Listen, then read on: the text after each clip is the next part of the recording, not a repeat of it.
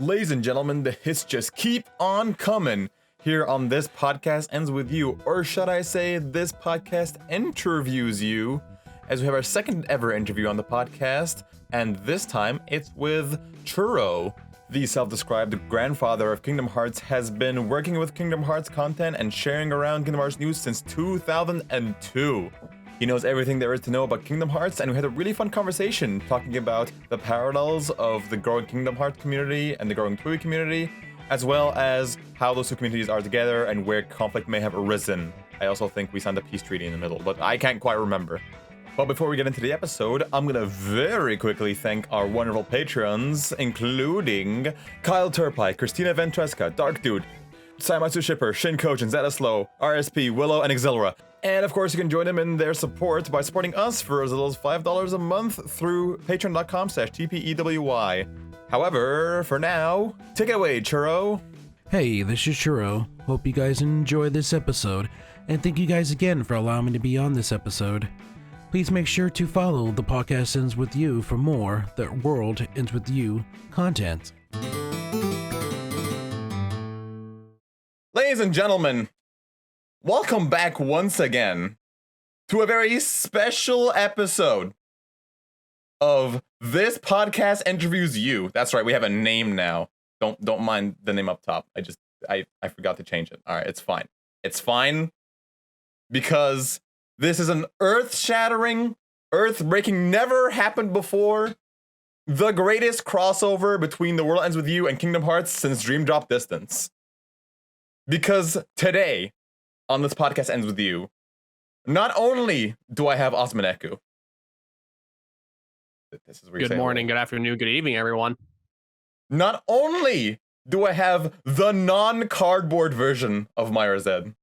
I finally made it to an interview. Ladies and gentlemen, it is my honor and my privilege, the grandpappy of the Kingdom Hearts community himself, the former host of the Kingdom Hearts Alliance podcast, and the project manager of the Keybearer Alliance, longtime Kingdom Hearts fan. Welcome to This Podcast Ends With You, Churro. Welcome, sir. Hey, everyone. Hello. Thank you for having me. Thank you for coming on. I think we registered a small-scale earthquake in Ireland when I DM'd you. That's how earth-shattering the event was when we got into contact. Yeah, man. Spanned an entire continent. It was crazy. Maybe the world. You never know. You never know. Because we felt a tsunami over where I live, it was not fun. That's We fine. had like a bunch of hurricanes. It was worth. All I have is heat wave, and yeah. Can we not talk about the heat wave, please? It's like 90 plus degrees for like 4 weeks straight where I am, hate even it. while raining. Mm-hmm. Yeah, okay, sorry. I didn't mean to bring that up. But it's hot though. It's real hot though, man. I'm trying to translate. Y'all out here speaking in American. I'm over here in Europa trying to figure out what the hell these degrees mean. So I think 100 90 is like degrees 30 Fahrenheit to 32 Celsius plus. Oof. Okay, that's rough. Anything like I can handle 35. Anything above 35 is where I it all gets a bit sus. It's sus either way. It's sus either way. Yeah, anything above 70, I'm out. You are 70 is the perfect temperature. What are you talking about? I like being cold. Then move north. Go to That's what I'm Ireland. Move to Ireland. However, we're gonna be moving on swiftly here and tell you guys a little bit about the plan here today, because there's much to discuss. There's much to discuss here between Churro's illustrious background and experience and sort of the connection and relation between The World Ends With You and, of course, Kingdom Hearts, as well as some questions from our lovely patrons, and in fact, some questions from you, the audience. Yes, you, sitting right there. So, if you have any questions for Churro, hold on to them, write them down in a piece of paper, and frame them on your wall. We will get back to them. Uh, get it memorized. Let's start. We're Of course, with Kingdom because Hearts jokes already. I think I haven't been in a KH mood in a while. You broke me for a second. I was like, oh yeah. I'm so used to being a TWEWY podcast that a Kingdom Hearts joke just made me completely short circuit. Me too. Yeah. Wait. Kingdom Hearts, what's that?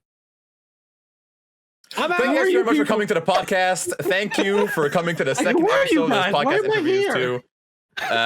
Thank you very much, Churro, thank you, Churro, for destroying my podcast. I really appreciate it. That's what I do. I just come on and destroy. I rock you guys like a hurricane. So I believe we have I think last time I checked Neku and the analytics, I think we have 5 viewers now for the podcast. Only I think 5. Yeah, I think we have 5 now. Oh, we lost one yesterday. Actually, it's 4. Never mind. We lost one yesterday. So but I think one of those 4 people don't know who you are.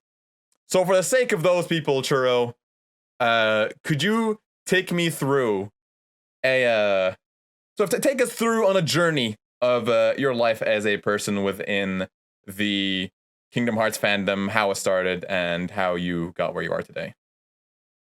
Okay, it started 19 years ago when I was a wee lad. Actually, I wasn't a wee lad. I was an adult. I was 17 years old, and I just started my what was it? My senior year in high school, and I was working at my first job, and then apparently I've heard about Kingdom Hearts since its announcement at E3 2001, but I never, because I was a big Final Fantasy fan at the time, but then the game released obviously in Japan early in 2002, March to be exact. And then the game was about to release in North America in September, and I had totally forgot it was out. And I went and bought it, played it, loved it. And then I found myself wanting more. Like I was like, I wanted to see how many people enjoyed this game as much as I did. So I started to venture out into different and various message boards, and I came across the Kingdom Hearts message board on GameFAQs back in the day. I used to lurk a lot. Like I would see people asking questions about the game itself, needing help, and one day I was just like, you know what? I'm just going to create an account. So I created my account. I started answering questions for people, and and then the juicy part is when this mysterious game was released in Japan. It was called Kingdom Hearts Final Mix. And everybody wondered, why is Japan re-releasing Kingdom Hearts for full price? So I put on my detective hat and I scoured the any boards I could find in Japan, and then I came across some information about what it was, and basically it was a re-release. Since I didn't know at the time, but the American version of Kingdom Hearts actually got some extras that the original Japanese version didn't, such as Sephiroth. The original Japanese version never had Sephiroth boss battle. It didn't have No, I didn't know the Ice Titan boss fight as well. And Kurtziza was actually exclusive to the North American too, because the name Kurtziza was a winner of the name in-game sweepstakes they had for it. So the winner had their name as the boss. Oh wow! And I remember so Square Enix decided to re-release the game in Japan with those additions that the North American have, plus more additions that they added. And a lot of people on the Kingdom Hearts boards, everybody kept asking, what is Final Mix? What is Final Mix? So I was like, I had that information, and I kept answering those questions, and then very soon I started to establish a small following of, and people would say, oh, go ask Churro, he knows. So then I was like, at the time, I was like, I got tired of posting, because sometimes I would be at work and I'd miss it, or I'd be at school. And I had a mini blog at the time. It was called ZD.net. And I don't know if the people back in the day would actually come up to me, remember that, and tell me that, hey, I remember your blog, ZD.net. I was like, wow, that's blast from the past. And So then I was like, I transformed it from a mini blog into just like a hub for Kingdom Hearts news about what Final Mix is, so that everybody can just link it to it. They get their answers, and I didn't have to, try to figure out, if people were, because back then GameFAQs didn't have like a tag system like it does now. So it's like getting hold of somebody was like really difficult to do. And since I wasn't on the computer all the time, I would miss out all these questions and stuff. And so I just decided to put everything onto one site. I think it's worth remembering. This is all still like I looked it up here. Kingdom Hearts Final Mix came out in December 26th, 2002. We're still talking 2002 right now. Yeah, this is before. You keep saying GameFAQs, and my brain just keeps short circuiting. I'm remembering the OG GameFAQs, and I'm like, you started that? I started there. That's where I got my start. GameFAQs, the Kingdom Hearts boards. That's great. And, please go ahead. Yeah. So like 2 days after its release in Japan, it was December 28th, 2002 when I first launched, when I transformed Zitty.net to a mini blog into a central hub for Kingdom Hearts information. And pretty soon everybody was like linking it, like every single time somebody had like all those questions about Final Mix kept popping up. It was just like everybody linked my site. And the funny thing is that with all the traffic it was getting, it killed my site, like literally. Wow.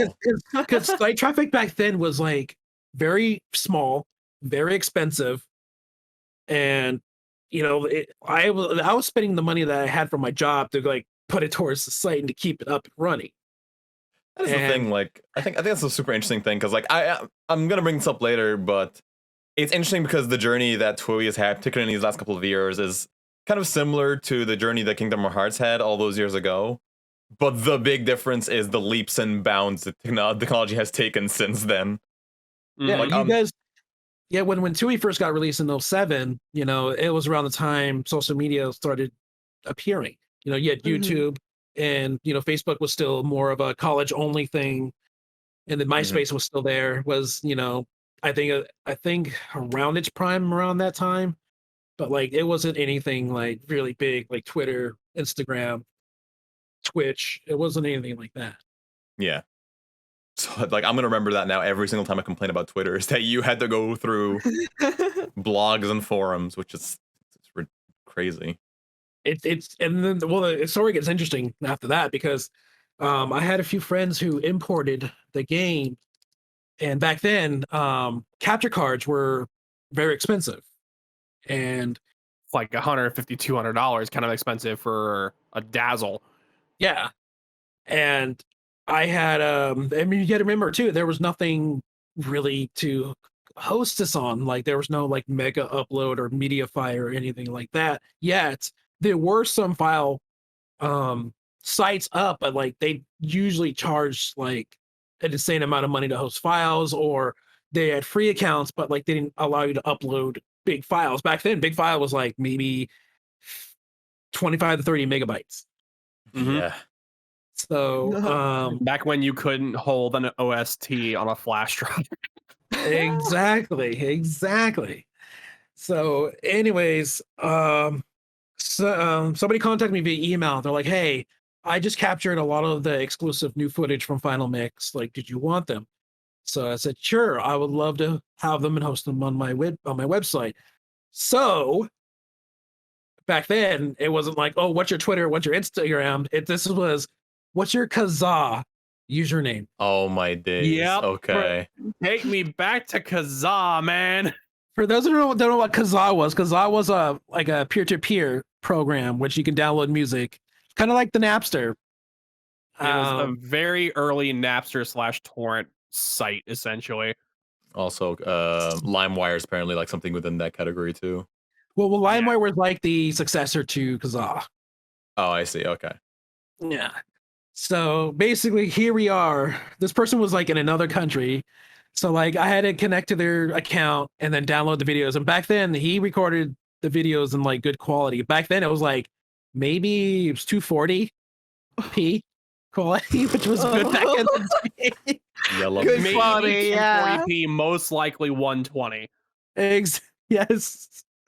So, but the nice thing was I was on like DSL internet, because back then it was either dial up 56K or 1.5 megabytes DSL. That good stuff. Maybe. That good stuff where Maybe you if you got lucky. Like to get There's- one of these videos would take you a few hours. Yes, it took me a few days to like download one video from this person. But luckily they had like their fastest internet too. So I had the fastest internet in my area and they had the fastest internet. So I think the one that took the longest was when because the other ones were kind of short videos, so I was able to get those up quickly. But like the ones that took the longest was like it was the battle with Xemnas, but back then he didn't have a name, so we just referred him as the unknown hooded cloak guy. Mysterious figure, the original, before he was actually called the mysterious figure. He was called Unknown. That's what the fandom called him. He just and then it was a full battle before cutscene, the battle, and the end cutscene itself. So that was a pretty long video, and that took almost a week to download from them. And then they gave me a high quality version of Deep Dive, which was the new secret ending that continued from Another Side, Another Story. And that one was, oh god, that was like almost 100 megabytes. So you were sitting there for Lord like 2 or have 3 mercy. weeks just waiting for this thing to finish. Yes, just I'd never turned off my computer during that time. I had to leave my computer on running the entire time because it was just so we just had to keep it going. Just like he's like, I'm not gonna like he's like, I never turn off my computer. So I was like, okay, I won't turn off mine then. So eventually I had all the videos that were from, even they even sent me photos of like new keyblades that were introduced, like the Ice Titan Keyblade, Diamond Dust, and then Sephiroth's Wandering Angel Keyblade that was introduced, and then he showed me videos of like new abilities that Sora got, and so basically I had this entire like collection of all the videos, and then I put it on my Zitty.net site, and then it died again because too much traffic in a short amount of time. So I sat there. Person that you were one of the few people who actually had good access to those videos. Yeah, at least over in the US. Because they were available, like, because basically the only video that was really available was Deep Dive, but like that Deep Dive video was like lower in quality. It was about like, I believe it was like 65 or 67 megabytes. The one I got was almost 100, so it was better in quality. And so having that type of high quality, because back then everybody would make AMVs, and when people were downloading that variation of the Deep Dive video, like they were like surprised how good quality it was. And back when you uploaded to YouTube, it, like you said, it was 240p and the frame rate was like 5. Yep, and then sometimes the video would like kind of like distort as it was playing because of how bad quality the video ended up, especially when they would create AMVs and they would process it, like the video would just like crumble in quality. But then insert your customary Linkin Park or Evanescence. Yep, song another side, and another those story. AMVs. Linkin Park crawling mix. Oh my god! Hell In yeah. the end, or Those still Bring Me to exist. Life. Those videos still exist, and that was like, oh my god! Almost every video had like a Linkin Park song or an Evanescence song. That was so hilarious.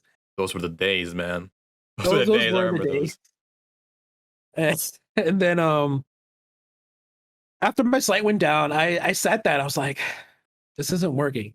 So I spent like a good couple of days searching for like a good web host, and I found one that was just like starting out. And I emailed them asking, like, I explained to my situation. They're like, yeah, we're still a new company. We would love to have you. Like since you're one of the few, since you do bring in a lot of traffic, we're willing to give you like half off of everything. And Damn, I was son. Nice. I was like, okay, cool. So like they gave me like, I think it was because my old site had 15 gigabytes of bandwidth, and I had about maybe 30 gigabytes of storage. So they gave me, I think it was 50 gigabytes of bandwidth, and then like 300 gigabytes of storage. So Damn. Okay. major improvement. Yeah. So progress. So at the time I was doing a lot of website design in high school, and this was like towards the end of this was January, so I had about 5 months before I graduated high school. So I was like doing a lot of, back then I was into really website design, So from scratch, I redid entire website. I spent money on a domain. It was khworld.net, and I relaunched it, and I think middle of January, like I think the second week of January, and everything had everything from the old website, the information of Final Mix, and then this time I included all the videos, and within 3 hours the site died. Oh, I what? went over my bandwidth. This time you have killed your website by posting something. Because like this was like I thought that maybe having 50 gigabytes of bandwidth would be enough to keep the site going, and it wasn't, because everybody was downloading it. And remember, I did not like lower the quality of these videos. I kept them the same quality, but because of that, the download of the videos took a lot of bandwidth of the site, and so my site was dead within a couple hours. I was like, shoot, there's got to be a better way of doing this. So back to the internet I go. I'm searching. I was like, well, I just literally just like typed up like, how can I like store videos on a website? So it's like they're like, oh, the answer was, well, like storage sites. So I was trying different ones. Apparently, I found one that said unlimited storage, unlimited bandwidth, and no file size restrictions. So I was like, cool, I'll try this then. So that was a lie. Well, it gets funnier. So I upload everything. I link it. I paid more money to the site to put my site back up. So here we go. Nothing's like, it's basically like hot linked to there, and that's where the problem begins. So just to clarify, so YouTube was not a thing at this point. No, it was no. YouTube started in like 05, 06? Yeah, around there. So this was still the early days. And so my site stays up, everything's all cool. But then I get an email. So I check the email, and it's from a parent asking me why their child was getting porn advertisements on my website. Oh no! Oh no! So basically, that file hosting site it used porn as its advertising.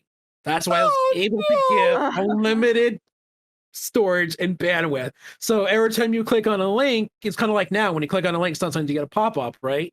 So when you click on the link, sometimes it will take you to a porn site. So you have to exit out of that and then click on it again to actually access the file site.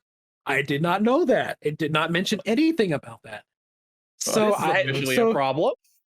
So I'm reading this email, and I'm like, so I go and test it out, and it does happen. So I reply back saying, well, this is a third-party site. Unfortunately, they didn't make it clear that this ad hosted porn on it.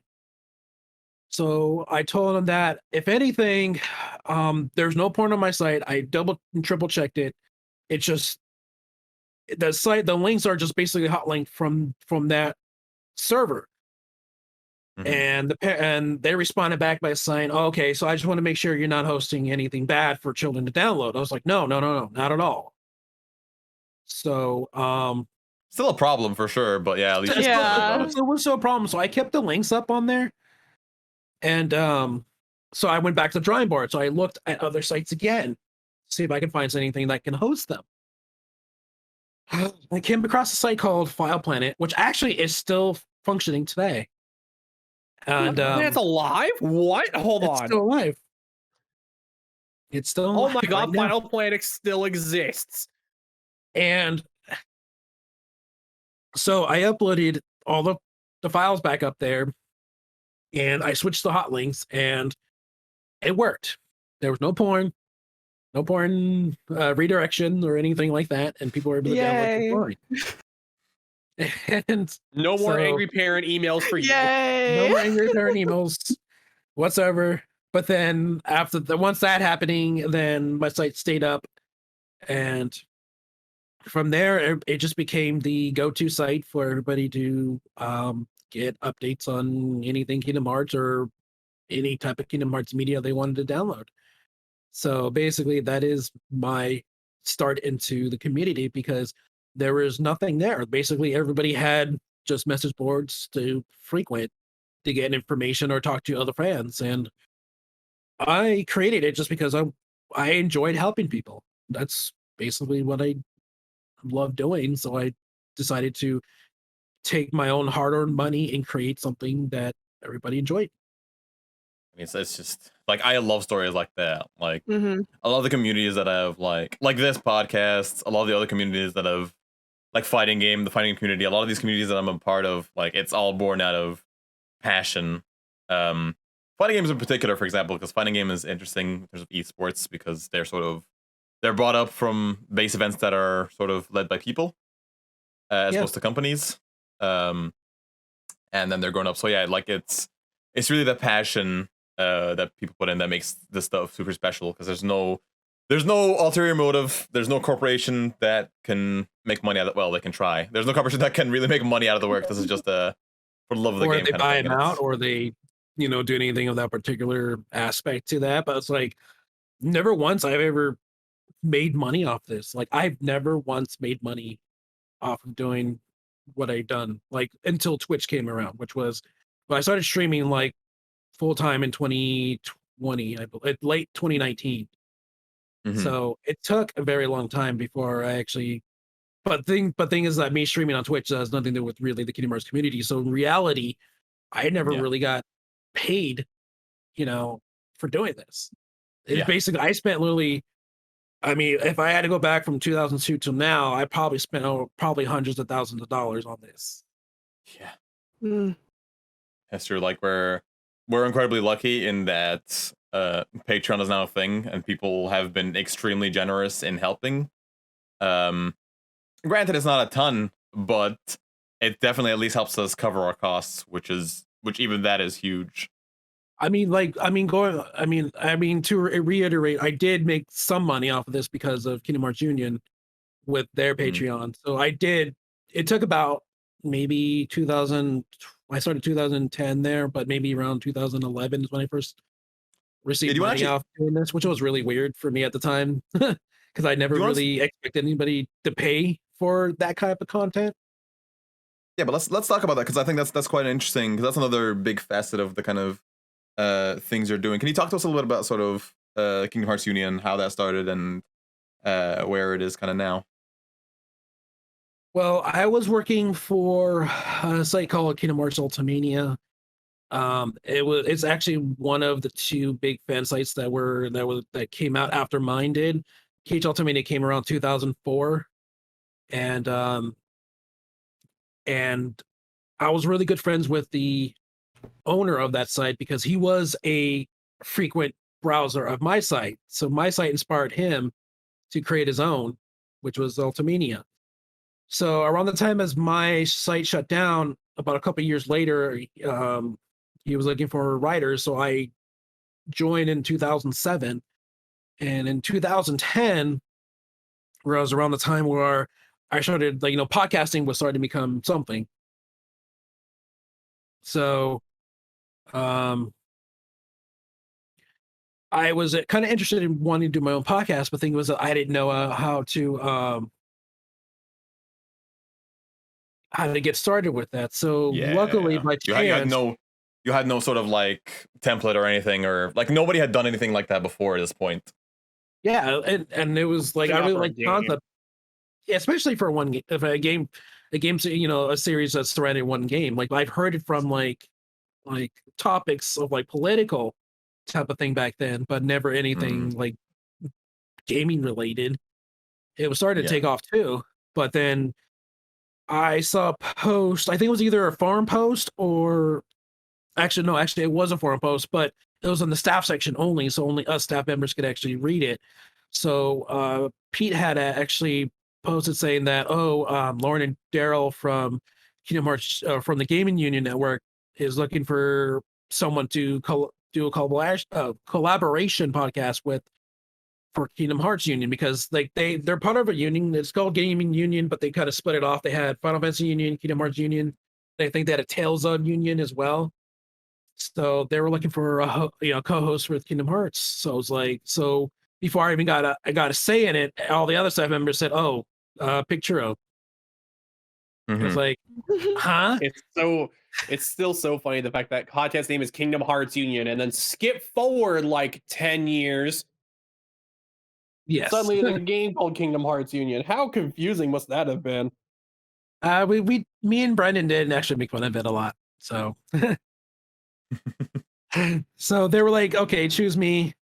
So I was like, okay, yeah, I'll do it. I'll see what this is about. So we had a Skype call with Lauren and Dale, and then we had another person named Brian. He's the one that did all the editing. He did all the music and everything. And I talked to them and basically like, okay, we're gonna do some like tryouts, to see how well you can adapt to this type of media. So it was me and one other person that they were doing doing like kind of like a test run and all that. So we recorded a couple of podcast episodes. Yeah. Chemistry to see how well we can interact with each other. And honestly, since me being this was my first time ever doing anything like this. So I was very shy, very nervous. So I wasn't talking as much because like, obviously I didn't spend a lot of time with Lauren, Daryl, and Brian. So basically it was mainly them talking, and me and the other host, the new host, was like kind of like off the side. So it's like, if we actually spent more time like talking, get to know each other, then I think we could have actually clicked a lot better. But like, I think by my third time, they were like, yeah, I don't think this is for you. It's like, you got one more shot. Really? I was like, I mean, they wasn't saying like it's a bad thing, because I kind of knew, like, if you're going to be in a podcast, you got to be talkative. Right. So, it's like, I understand that, so it was nothing. I never, like I said, even if I did get kicked off or got replaced, then I understand it wholeheartedly. It's nothing against them, but, that's the way podcast works. I understood that. So I was like, you know what? I'm just going to give it my best shot and see what happens. And then I just, from that last recording, I turned on the burners, and they got back to me. They're like, hey, you did a good job. So, if you keep that up, I think we got something here. So the next few episodes, it's the same thing, and they loved it. So you didn't pick the podcast life. It chose you, essentially, is what you're telling me. Exactly. Yeah. Like, after I got out of my shell from, because usually I'm kind of reserved. So I kind of put a wall around myself. Once that crumbled, then it's basically, all systems go. And from there, it was just, it became like, first it was like a monthly thing. I think it was a monthly thing. Then it became bi-weekly. So they kind of sped it up a bit. So, and then a year after I joined, Brandon joined, and then he took over the reins because Lauren and Daryl focused on Final Fantasy Union. And then me and him, and then we had other guests like Jackie, we had Melissa, we had Emily, we had Sabby. And then, everybody came and went. And then it was eventually just me and Brandon for the last like 3 or 4 years. And then finally, earlier this month, we had our final recording together because Brandon ended up getting a job in Tokyo, and he couldn't, he can't juggle all that. So it wouldn't be sustainable.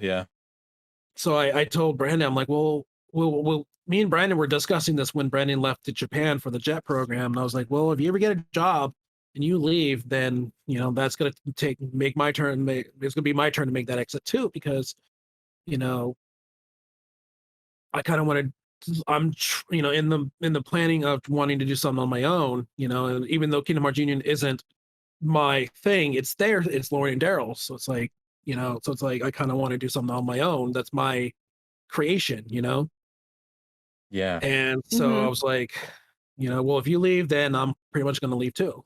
So, so then that happened. We had our final recording, and it was very emotional, just going back and all the memories that we had for the last 10, 11 years of recording. 10 years of memory. That's crazy.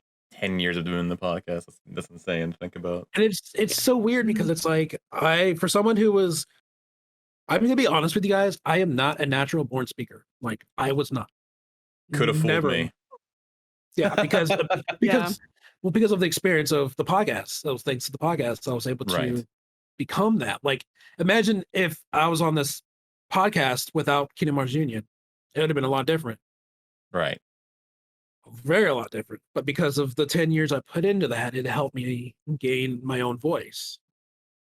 So so I have a lot to thank to Lauren and Daryl for having me on the show and keeping me on the show for that long.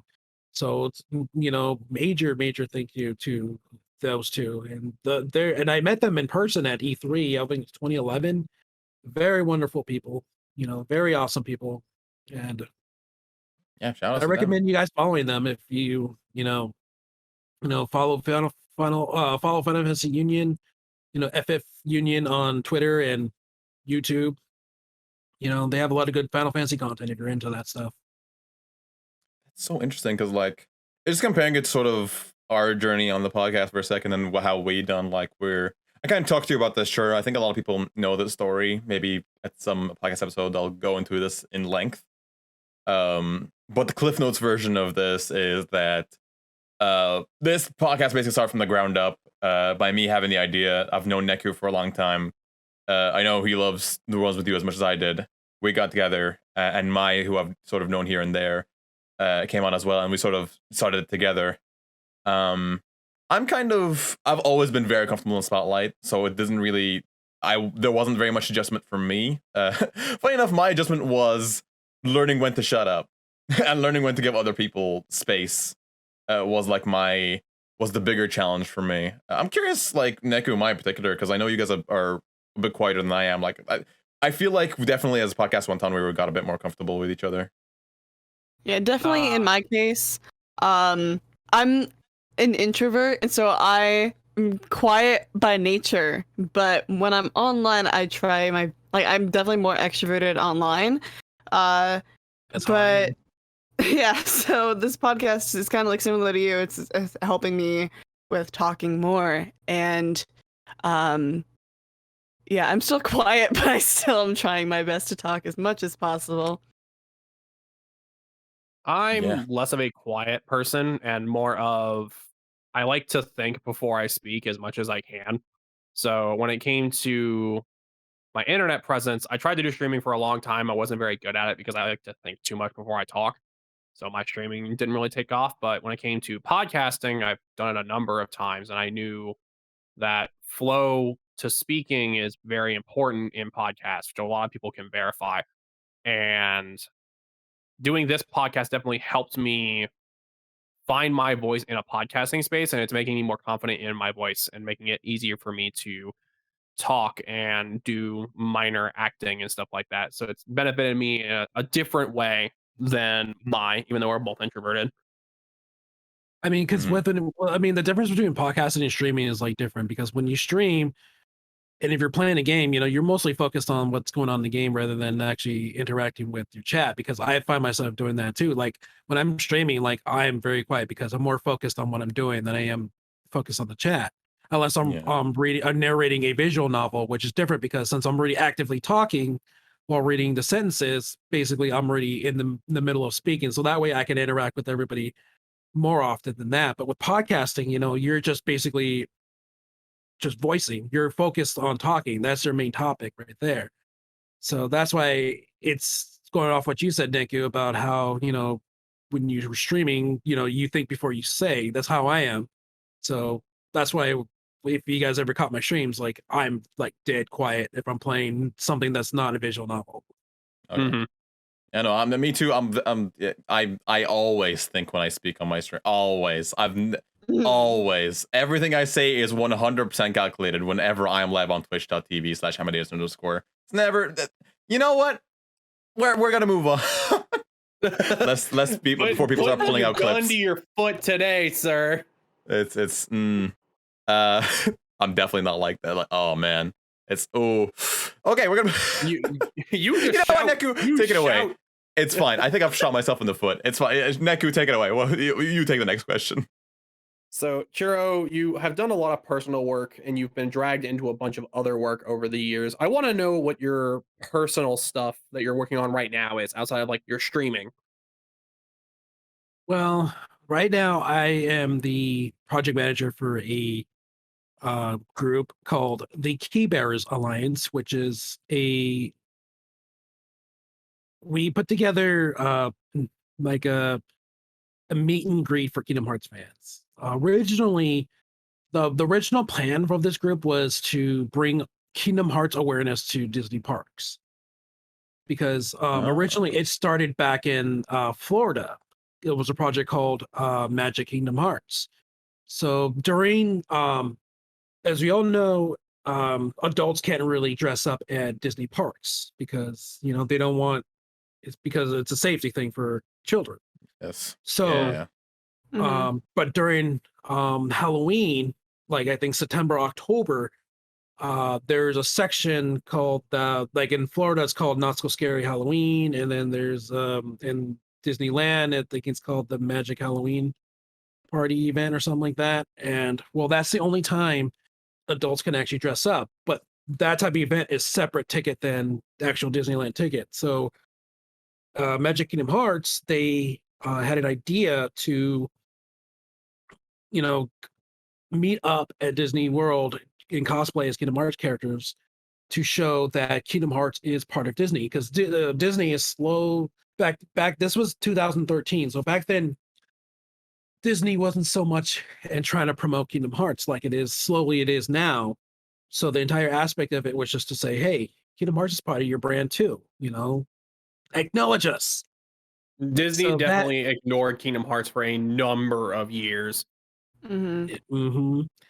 So that was very successful. I think they had over 70 or 80 people attend that event in Florida.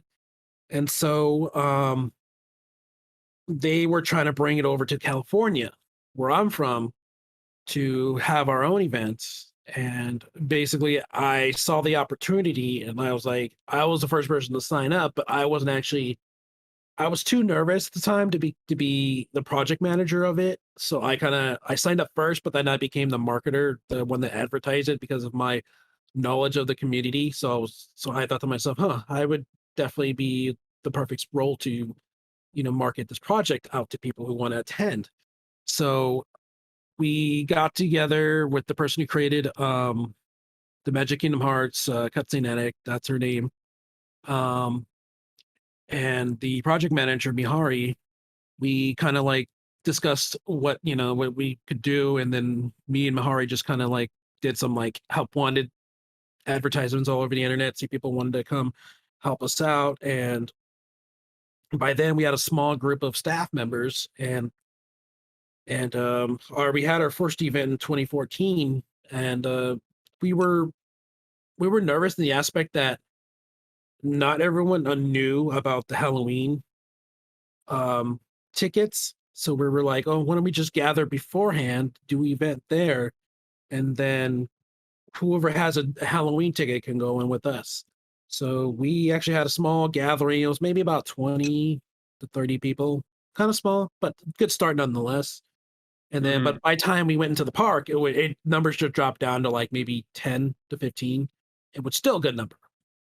Yeah. So that, we marked it as successful. So, then the next year, the numbers jumped up. And when we went from 20, 30 to almost 80 ourselves.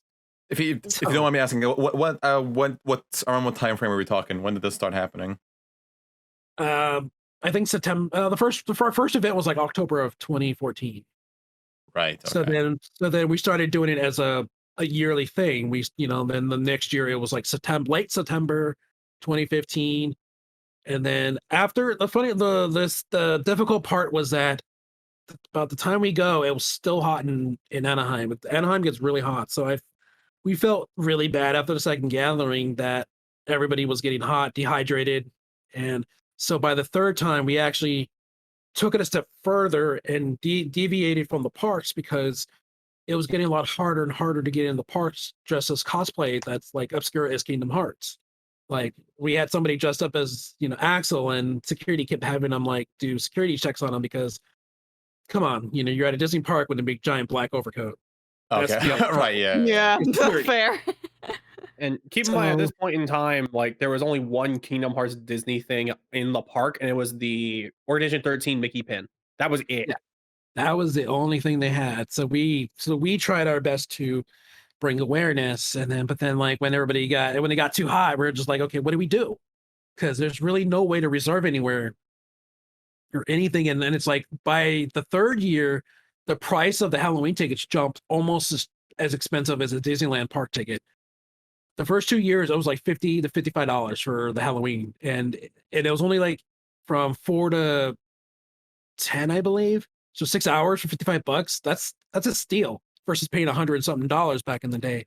But when the prices jumped out to like $105, we're like, Jesus. nobody's gonna buy these tickets. And I'm like, well, everybody comes for the pre-event anyway. So why don't we just take this step further and let's just reserve a hotel and just have a gathering there. So third year, we got a small little hotel because we never done this before. And we actually had our very first guest there. It was a voice actor from Kingdom Hearts 2. It was Justin Cowden, the voice of Hayner. Awesome. So there, it just took off from there. And the behemoth that it is now. Yep.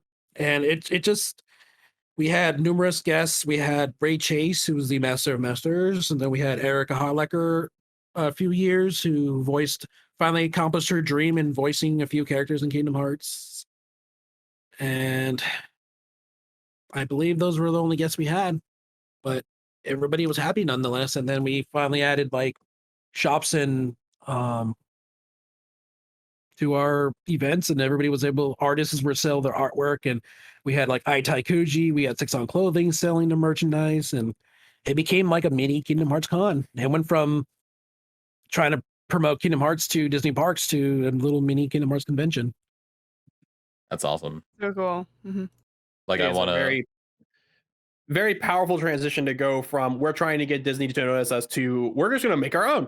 We just make our own thing, and it was very successful. And even Square Enix has heard of our stuff too. Like I would see my Square Enix friends from events, and they're like, "Oh, how's the KBA thing doing?" I was like, going fine. They're like, "Yeah, we see pictures on your Twitter and your guys' timelines, and it's amazing that you guys put this together." I was like, "Oh, thank you." I was like, "Oh, my," I kind of nudge them. I'm like, "Well, if you guys ever want to collab, I'm your man to talk to. Let us know.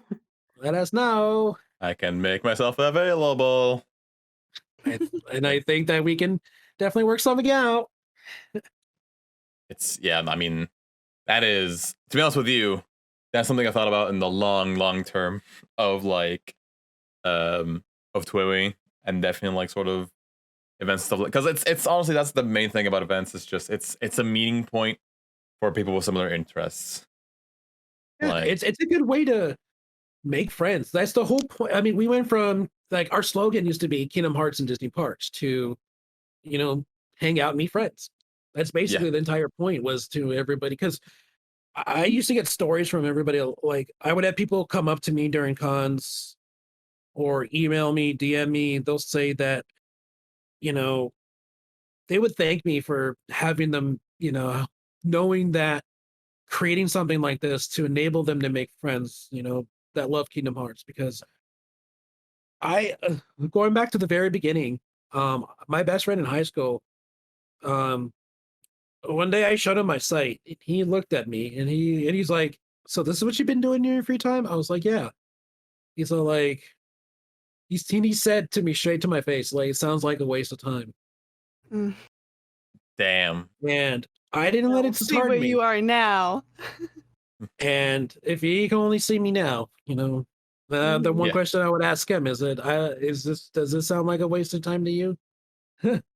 Punk. I mean, I'm sure he's but like, so going back to the people who would come up to me and talk to me during events like the orchestra, Dandelion events, or the KBA events, or even conventions, people would always say, "Hey, thank you for putting this together." Because like I had one person say, "Oh, I met my best friend here because of this, because of your, you putting this event together, or for what you've done for this community." I've had somebody thank me personally because they're like, "Oh, I met my wife because of you." Mm-hmm. And I was That is like, wow. That is the best feeling. That is the nicest compliment whenever I hear like even like in the very, again, we're very small time. We're not to that capacity, but even just seeing people hang out like in our discords, which we've been doing for the last while, even in VCs and stuff, and just seeing people talk and connect, and people telling me like, oh, I've loved the runs with you for so many years. I've never had anybody talk about it, and because of your when I get those kind of messages, they melt my heart, because like that was, to me, that's one of the base goals of the podcast, is sort of something that TWEWY fans, old and new, can gather around. And especially the fact that it's been a long time since TWEWY had anything to go with. You know, it's like you had, you know, the game release in 07, and then basically TWEWY became like what us Kingdom Hearts fans were afraid of, like, are we going to get a sequel? And then of course they ported it to mobile, and then they added like a new extra segment or a new cutscene. I think it was a new like image or something at the end. Oh my! Neku, you wanna yeah? Because the thing is, Neku's gonna feel my pain. So, me and Neku have been I've been fan of the game for years and years. Neku is the same thing. I feel like I can't pinpoint a time when I specifically started playing the game. US day one is when I became a fan. US day one. For me, it was later. For me, I was definitely a DS boy before the Solo Remix came out. I can't pinpoint a specific year right now. But like when that came out, we were like, they started doing a countdown, right? And we're like, oh my god, we're getting TWEWY 2. Finally, we're getting TWEWY 2. And then it turned out to be a port on iPad, and we was like, no. And then it was triggered people's PTSD. Triggered people. Well, that was classic Square Enix all around, because Square Enix would do that. They would do website countdowns, and it'd always be mobile ports, and everybody got so upset at that. And then there were times they would do it and be like, oh, probably a mobile port. Don't get excited. That was the same exact thing we said for the Neo countdown recently. Yeah. So I have been through all three countdowns. There was one for Live Remix, one for Solo Remix, and one for Neo. And the worst feeling was the first two and going, oh, it's another mobile port, great. And then Final Remix, like, oh, it's another port, great. And then Neo countdown starts. I'm sitting here going, I am not trusting anything from Square Enix's mouth about this game anymore. I was like, we're getting merch. Like, that's it. This countdown is for merch. There's no way this countdown is for anything else. And then literally, like, a day where like, God, it was mid-pandemic, and like my sister was like studying in the other room, and me and Mai was there, and we just started screaming. What, were you there, Neku? I know, yes. Mai, you were definitely there. Yes, it was all three of us. I don't think I was on recording, but I was there. Like, my God, when that happened, we just exploded, and it's so interesting to see that like there's so many people that sort of came into the community, like specifically. Like I feel like it was a cult classic like way before, but there's only a community began to gather around it on Twitter and stuff and on social media. Really only sort of began getting started sort of around when Solo Remix came out, and then Final Remix got a bit of a boost, and then obviously now it's more. I feel like the ones with you is more popular than it's ever been right now. How did you guys feel when that cover art from Anime Expo's program last year? Oh my god. Where to start? Holy, like, oh my god. I can't even like properly recall what my reaction was. I remember that day so well. Like, I was just like, I overslept, and so there was like this joke on my Twitter that like whenever I would like oversleep, I'd wake up to like some TWEWY news. And everyone was just like, sleep more. And so I remember just rolling out of bed, and I'm like, why is Twitter popping? And I'm like, oh, that's why. I screamed. We had no idea what the hell would be. Yeah. Like, I think the funniest part, and I live for these moments, is people who just got into the fandom suddenly getting like the anime and Neo. And those ones who have been like 14 years traumatized by these countdowns. Like, there was a lot of Twitter hype going on of like, what's going to happen at AX? What's going to happen at AX? And all of a sudden, most of us older fans are sitting there going, nothing. Yeah, nothing's going to happen. Yeah. We were convinced. We were jaded. You got to understand that before Anime Expo happened, the community was popping off about Yeti t-shirts coming out with the World Ends With You getting up. Like, that was the level that we were at. We had no merch for like 13 years we had no official merch outside of like one Neku figure, and that was it. And then all of a sudden they do an AX countdown, and we're like, no, it's not real. This can't be happening. I don't know why you're on the cover art, but this is not real. And then the anime came out, and I was like, okay, guys, chill. It's just an anime. The thing is, like, Final Remix, this is my last point I'm going to say on this, because then we need to move on. But we were like, Final Remix didn't do amazingly well in terms of sales. So we were like, okay, they're using this anime to gauge interest to see if they want to make a second game. That makes sense. Let's support this anime as much as possible. And then another countdown came out, and I was like, what is this? What is this? And then it was going to be another Switch port with better controls. That was my first guess. We had been messed up. I thought it was going to be TWEWY DLC. I thought it was going to be DLC for the Switch version for a sec. I think because I'm newer to the fandom. I joined after in 2019. You're not jaded. I'm not. So I had a lot of hope going in. But with like the AX, I was like, please don't be an anime. But I was like, I mean, I'll take an anime. But then when it was just the anime, I was like, oh, well, dang. And then the countdown, I was like, this has to be a game. They're literally, what else could there be? And I remember talking with Luca, and she was like convinced that like if it was under normal circumstances that there would have been a demo for Neo at AX. But obviously we don't know. But I don't know. I had more hope because I haven't been burned. Oh, we've definitely been scarred. I mean, we have definitely been scarred. Ahmed and I had deep philosophical discussions on what this couldn't be, and we ultimately decided this cannot be a sequel. This Neo countdown, there's no way it's gonna be a sequel. And that is why. Yeah, go ahead. And then it happened. It's finally, dude. This is why like I actually got emotional when I played the demo, because it was years of never believing this would ever happen. Like, and then Disney not noting Kingdom Hearts is very comparable to Square Enix completely ignoring the world that's been for 14 years, in my opinion. Yeah. What were you guys' reaction when the World Ends View characters showed up in Dream Drop Distance? You know, I actually didn't have one. They did nothing with them. It's funny, right? Because for some reason, like, whenever I caught that very casually. Like, I wasn't super on social media then, and like, I wasn't into Kingdom Hearts at all at that point. But like, I saw like a demo on the 3DS for Dream Drop Distance. I was like, all right, let's see what this is. I've never played a Kingdom Hearts game before. And I saw Neku, and I was like, this isn't real. What the hell is this? I think I almost threw my 3DS. Like, I was like, this, what is, because I had no idea. I had zero clue this was coming. And I couldn't believe myself. I didn't think it would mean a new game was coming, but I was super happy that they were getting some representation. I was glad Square Enix didn't forget. That's what it means to me. That meant that Square Enix didn't forget that these characters existed. Like, keep in mind, this was back in 2012, so like 5 years after the first game came out. And that was like after 2 countdowns of mobile ports. Yeah. Was losing my mind back then, I swear to God. So when they showed up in DDD, I was like, this is not real.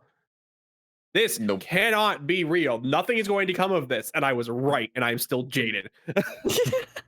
Yeah, for me, because I got into the World Ends with You because of Kingdom Hearts. So I remember when I saw them in Dream Drop Distance, and I had no knowledge of Final Fantasy either. So I was just like, oh, it's just another weird looking Final Fantasy characters. Moving on. Oh my God.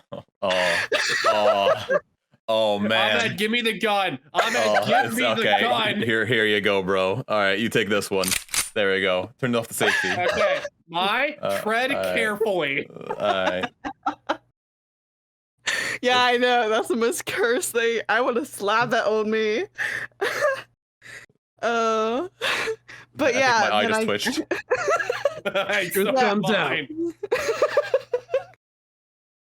Yeah, but then I got into the World Ends with You, and it now trumps over Kingdom Hearts. All right, that's good. You get to keep your role on this podcast for one more day. I'll put the gun away for now. Okay. That's interesting because this segues on really nicely as to what we kind of want to talk about next, which is sort of the connection between Kingdom Hearts and the worlds with you, right? Because obviously you know now how sort of in depth and how sort of intertwined Churro is with the Kingdom Hearts community. Most people that listen kind of know who we are and why we love the ones the way we do. Well, I'm actually curious, like, Churro, what's your sort of connection to? I think it's just real quick. It's good to establish sort of where we are in terms of our love for Kingdom Hearts and TWEWY respectively. Like for me, like I've played a lot of the Kingdom Hearts games. I haven't played 0.2 Birth by Sleep yet. I haven't played 3 yet, and I haven't played Melody Memory yet. Blasphemy. I know, but I'm streaming. Are you sure I'm you playing them on stream. Look, if this isn't Kingdom Hearts Union, all right, this is the world. This podcast ends with you. No. I remember I binge watched like all the cutscenes on YouTube in like a couple days for all the at games. least I play it. See, I play the games like a real man. All right? I played them now. Whatever. And obviously you know how I feel about the ones with you. Go ahead. How do you feel about Kingdom Hearts? Well, it was what I found first. It was I didn't grow up watching anime, so honestly, I was just always under the stereotype with my friends that did like anime that I was like, oh, that's just some weeb shit. I still have a gun. Just so it some was weed shit. I mean, if you got an extra gun, I'll take one. Okay. We're all out of Glocks. I'm sorry, Neko took my last one. We're fresh out. I'm more of a shotgun fan. Here, I'm gonna give this to you for now. Here. All right, hold on. Let me pass it. Okay, there you go. There we go. Oh my god. This is awful. Anyway. Okay, go ahead. So when I got into Kingdom Hearts, I remember watching a streamer playing it. It was one of the ones that I was watching at the time, and I was like, oh, this sounds. I think I had heard the name Kingdom Hearts before, but I never looked into it, and so I clicked on he was going through Kingdom Hearts 3, and I see Goofy, and I'm like, what? So I looked it up, and that's how I got into Kingdom Hearts, and it was just so refreshing to have something that was hidden away from me for so long that, like, I fell in love instantly with Kingdom Hearts. Was it truly hidden away? Well, it could have been introduced to me earlier if I wasn't listening to, stereotypes from schoolmates, because I had those kind of classmates. And yeah, it's just like when I got into Kingdom Hearts, it was just like I felt like it was like this, because I have this whole, like, my original character and like the story that I've written for her. So when I found Kingdom Hearts, I was like, oh my god, this is what I do with my OC all the time, and it just made it even better. And so I just really loved it because it was just fell in line with a lot of stuff that I was interested in. And then when it went into TWEWY, and when I got into TWEWY, I was just like, wow, I've been missing out for so long. I mean, I can't really help. I was only 1 when Kingdom Hearts first released, so no help there. But yeah, That's it. That sounds like an excuse to me. I'm sorry that I couldn't even talk and form sentences when Kingdom Hearts came out. You weren't born with like a DualShock 1 in your hands? Come on, man. Yeah, no, sorry. Damn. Like, what kind of fan are you? What kind of fan are you? Hearts Come on. fan are you?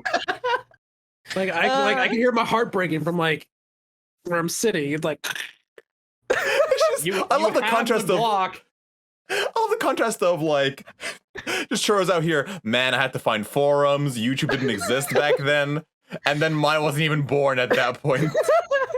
Yeah, when you were going through your journey, I was like, man, he did all this while I was still in diapers. You'll love to see it. Well, I'm sorry, Churro. I'm sorry. You know what? I'm gonna go. I'll see you guys. No, please. Oh, I'm no. sorry that I made you feel old. Okay, we're gonna. Uh-oh. I'm gonna move on real quick. Neku before he actually leaves. Yeah. Okay. Neku, you're old. How do you feel about the Kingdom Hearts? Wow, that's one way to just stab me in the heart. Ouch. Look, I had to do it. Okay, to save the podcast. So, take one for the team. Kingdom Hearts and TWEWY and TWEWY are both very, very dear games to my heart. I started them the same way. I picked them up day one. Kingdom Hearts was actually a complete accident. I was 6 years old, and my family was out doing an outing over at a mall, and we walked into a GameStop, and Kingdom Hearts was eye level with me. As a 6-year-old, you have no concept of no, don't pick it up. So I pick it up and I walk over to my mom and I just put it in her hand.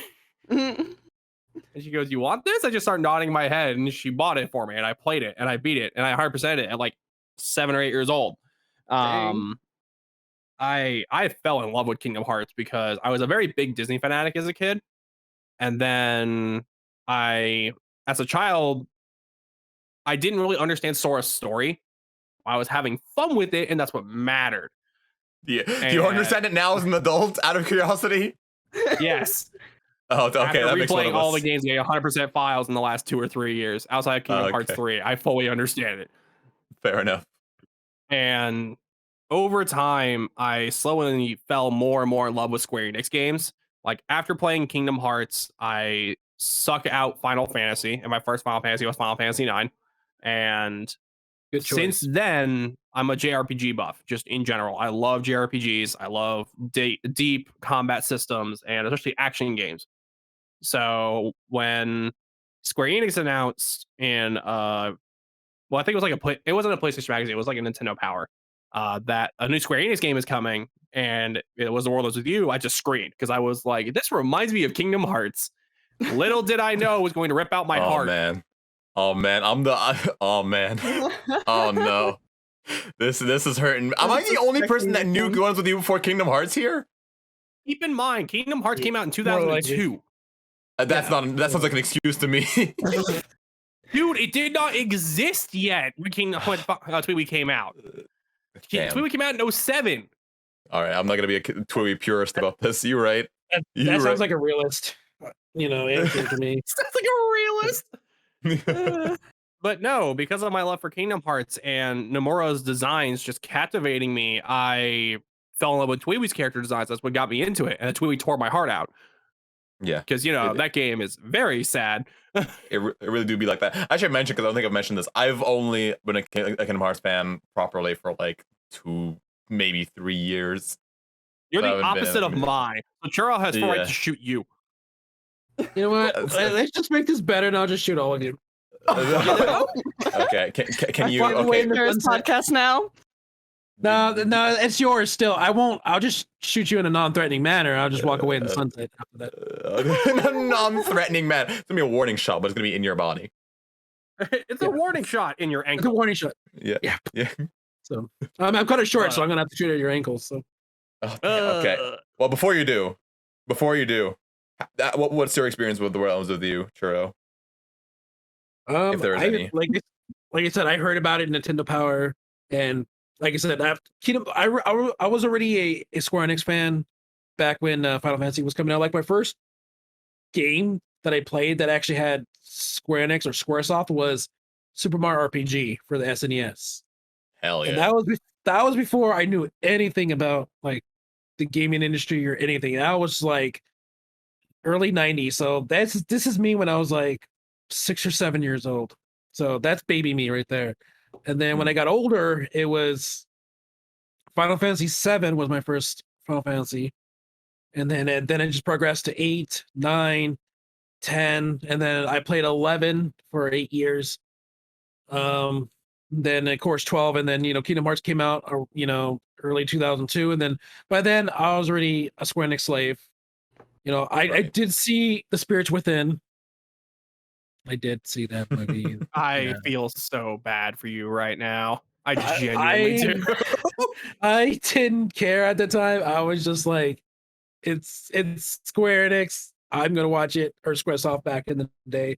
And then I read about how bad it was afterwards, and then they caused Squaresoft to go under, and then Enix, the whole thing merging became Square Enix, and then from there I was like, I'm still gonna pour money into Square Enix. So, and then from there it was Kingdom Hearts 2 had come out in 2006. So I was still riding that Kingdom Hearts wave, and then I heard about The World Ends With You. I had a DS at the time, so I was like, let's do it. I still have my copy that I bought back then, and it's still holds deep in my heart. I played it, love the combat, love the story, and it's a piece of me that nobody really knows. Like, I love TWEWY, but it's like I don't really go out my way to say TWEWY's the best thing ever. But even though it is, I still acknowledge it's still part of my life. He put a little note in to make sure he doesn't get shot. Yes. Yeah, okay. I respect that. I respect that. Yes, you can live. You can stay. It's always so funny to see both sides of the fence. People who start with Kingdom Hearts and then get into TWEWY, or people get into TWEWY and then get into Kingdom Hearts. It's always such an interesting story. Mhm. Yeah, it always is, because it's like when you look at the character creation, it's like you kind of look at it and go, Nomura, did you work on this? Nomura, where are you hiding? Get out of your box, out of your closet, come here, explain yourself. Like, what is this? I found this in your room. All right, Ahmed, your turn to get a gun pointed at your foot. Nah, I'm good. In fact, so just to confirm, have you finished the base game before? Or finished the World Ends before? Yeah, on DS, and then I streamed it on last year on the Nintendo Switch. Yeah, I got you. Then let's you know what, let's get right to let's cut to the chase. Cut to the chase. There's no point in being here at the bush. I think we kind of touched on this already, but let's talk about sort of the relationship between Kingdom Hearts and The World Ends With You, which is interesting because it's kind of surprisingly short there, but there is kind of like key points. Let's first talk about obviously Dream Top Distance.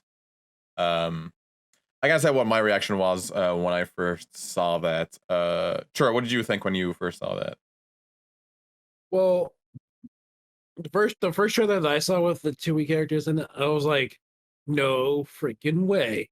Nomura does it again. Nomura is he's going to the toolbox now.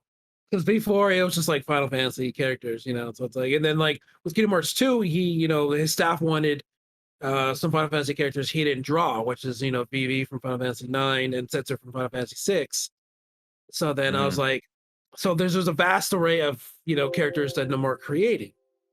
And it's like, and it's like, usually you would think automatically Final Fantasy, but then when the TWEWY character showed up, I was like, oh wow, he reached deep in the toolbox for this, because considering the fact that we had no really TWEWY like sequel or anything since the game came out in 2007, and here we are in 2012, 5 years since the release. I was like, man, he reached in the toy box for that.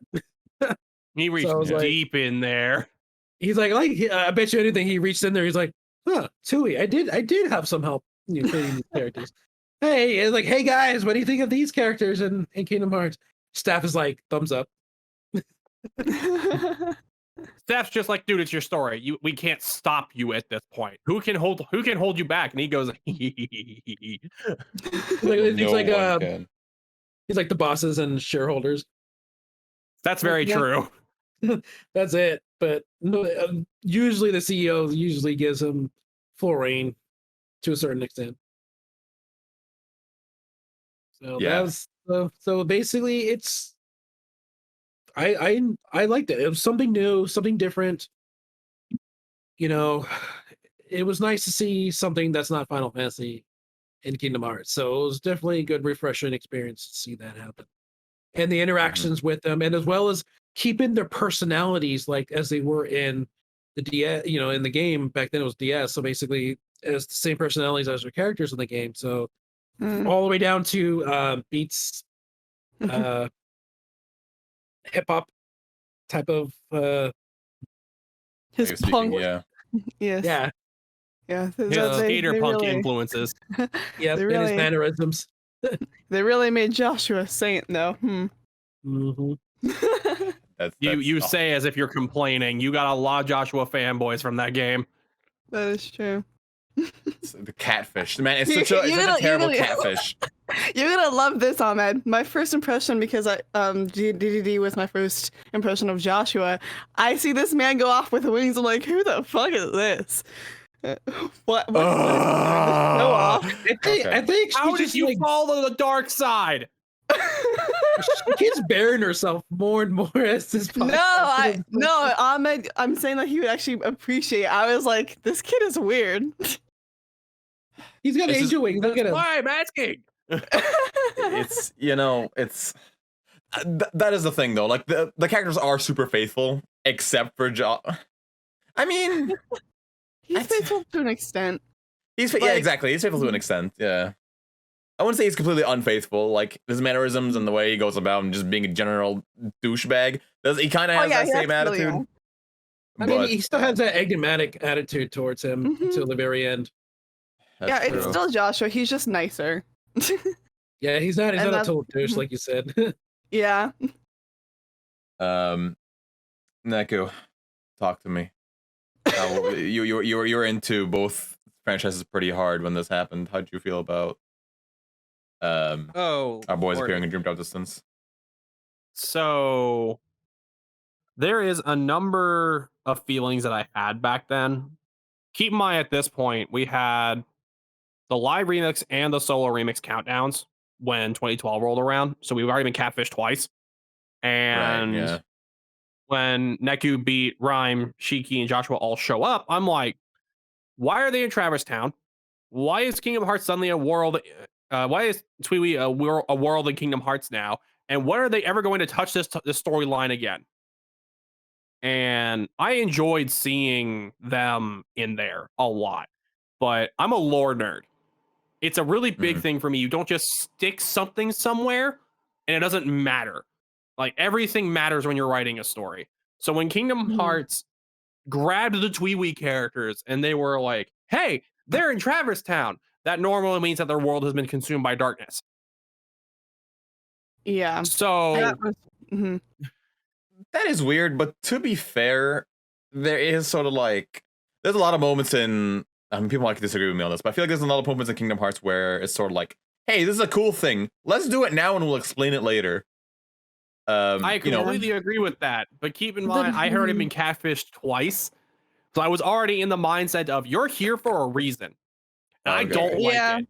And like the thing is that with the Final Fantasy VII, Final Fantasy characters and versus the TWEWY characters is that the Final Fantasy characters, like they didn't come from their own world. Their world was Radiant Garden.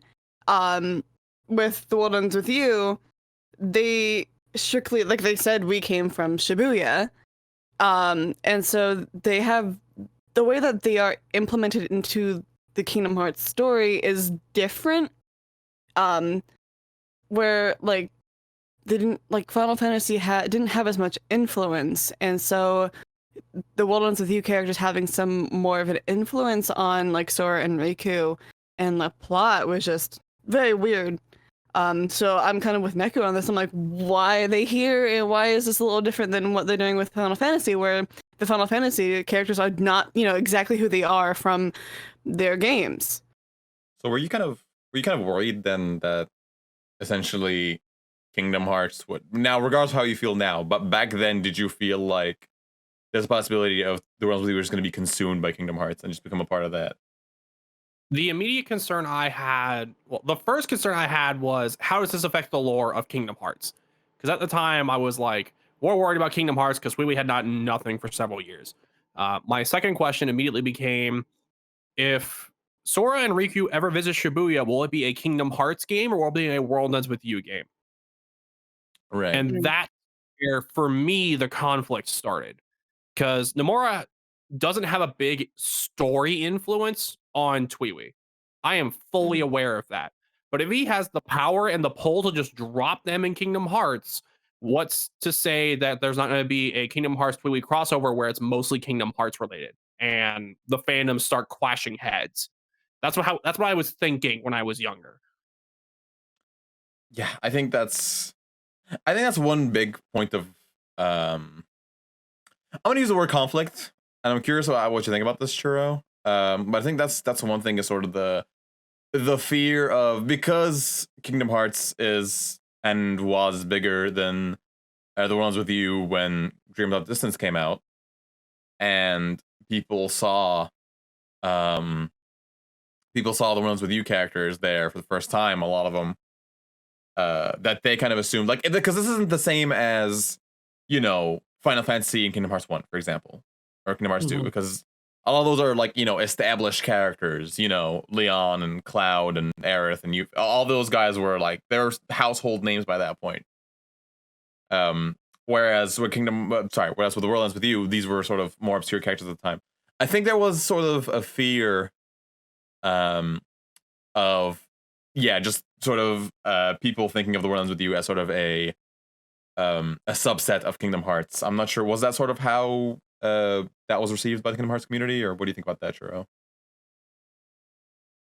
It just caused a lot of like confusion amongst the Kingdom Hearts community, because it's like, oh, you know, but when they first were revealed, everybody was wondering, well, how does this tie into the storyline? Like, because basically we all know that the reason why the Final Fantasy characters end up in Traverse Towns because they lost the world to darkness, and then with the help of, you know, with Sora's journey, they're able to come back and reclaim Hollow Bastion for their own. So it's like here, you know, with this specific Traverse Town lost in the realm of sleep, with these TWEWY characters in there. So it's kind of like, because you know how death plays a huge tone in The World's End With You, but in Kingdom Hearts, death is, you know, we barely knew what death was in Kingdom Hearts until Kingdom Hearts 3. So instead of them being dead, they're just asleep, pretty much. So Confusion. I just think that it's not confusion, it's more like, I'm trying to put this in the words. It's a very difficult situation to explain, because one, Kingdom Hearts is very intricate and all the pieces fit very specific ways. Yeah, and especially the fact that when Nomura in future titles, Nomura somehow makes the pieces fit, even though they've already been established like that. It's like kind of going back with Dream Drop Distance and Kingdom Hearts Union Cross, with the way how Dream Readers are created. You know? So considering the fact that we have not seen the Worlds With You characters since Dream Drop Distance, you know, which was, you know, 9 years ago, you're gonna have to ask yourself, like, well, are they a one-off, or does Nomura have anything planned with them? And that is exactly what I want to move on to and talk about next. You're doing really well in helping me segue into these points, Churro, because exactly what I want to bring up next is, now, I don't want to spoil this, because I know some people here may not have gone through a Kingdom Hearts game yet, and this is kind of a huge thing, so I don't want to spoil it. Then don't mention it. Actually, I think it's kind of too late, because I did kind of spoil something just a while ago. Let's just say, at some point in the later Kingdom Hearts games, there is a big mention of The World Ends With You that implies further connections between the two games. Is that safe? I feel like that's as vague as I can do. That's as vague as you can make it without like dropping very big lore bombs. Yeah. So with that in mind, I'm gonna put this question to Churro first. How do you think The World Ends With You and Kingdom Hearts are going to integrate, and how do you want them to integrate in the future? How do you feel about that? Well, considering what happens at the end of the storyline in Dream Drop Distance, with what Nikki says, you know, considering where Sora ends up at the end of his journey in 3, I think it's a long time coming to see Sora connect with them in their territory than something that goes on with Sora's like journey. So I'm saying, so it's like, so first we met them in a place where, you know, Sora had a venture to. So now that he's forced to be into the situation, I kind of want to see how their, you know, the storyline of TWEWY comes into place with this. Do you think it's more likely to happen on the sort of like that further? Because I agree because like there is a line in Dream Drop Distance right before my perfect baby boy and Sora talk. There's a line that's said which is "See you in Shibuya." Like that's what Neku says specifically. So like I guess the question that poses is, do you see that happening on Kingdom Hearts end, or do you see it happening on sort of the World Ends With You's end, or what are your thoughts around that? That's a difficult thing because Nomura himself has stated that Neo TWEWY has nothing to do with Kingdom Hearts, and the Shibuya and there it has nothing to do with the Shibuya Sora's in.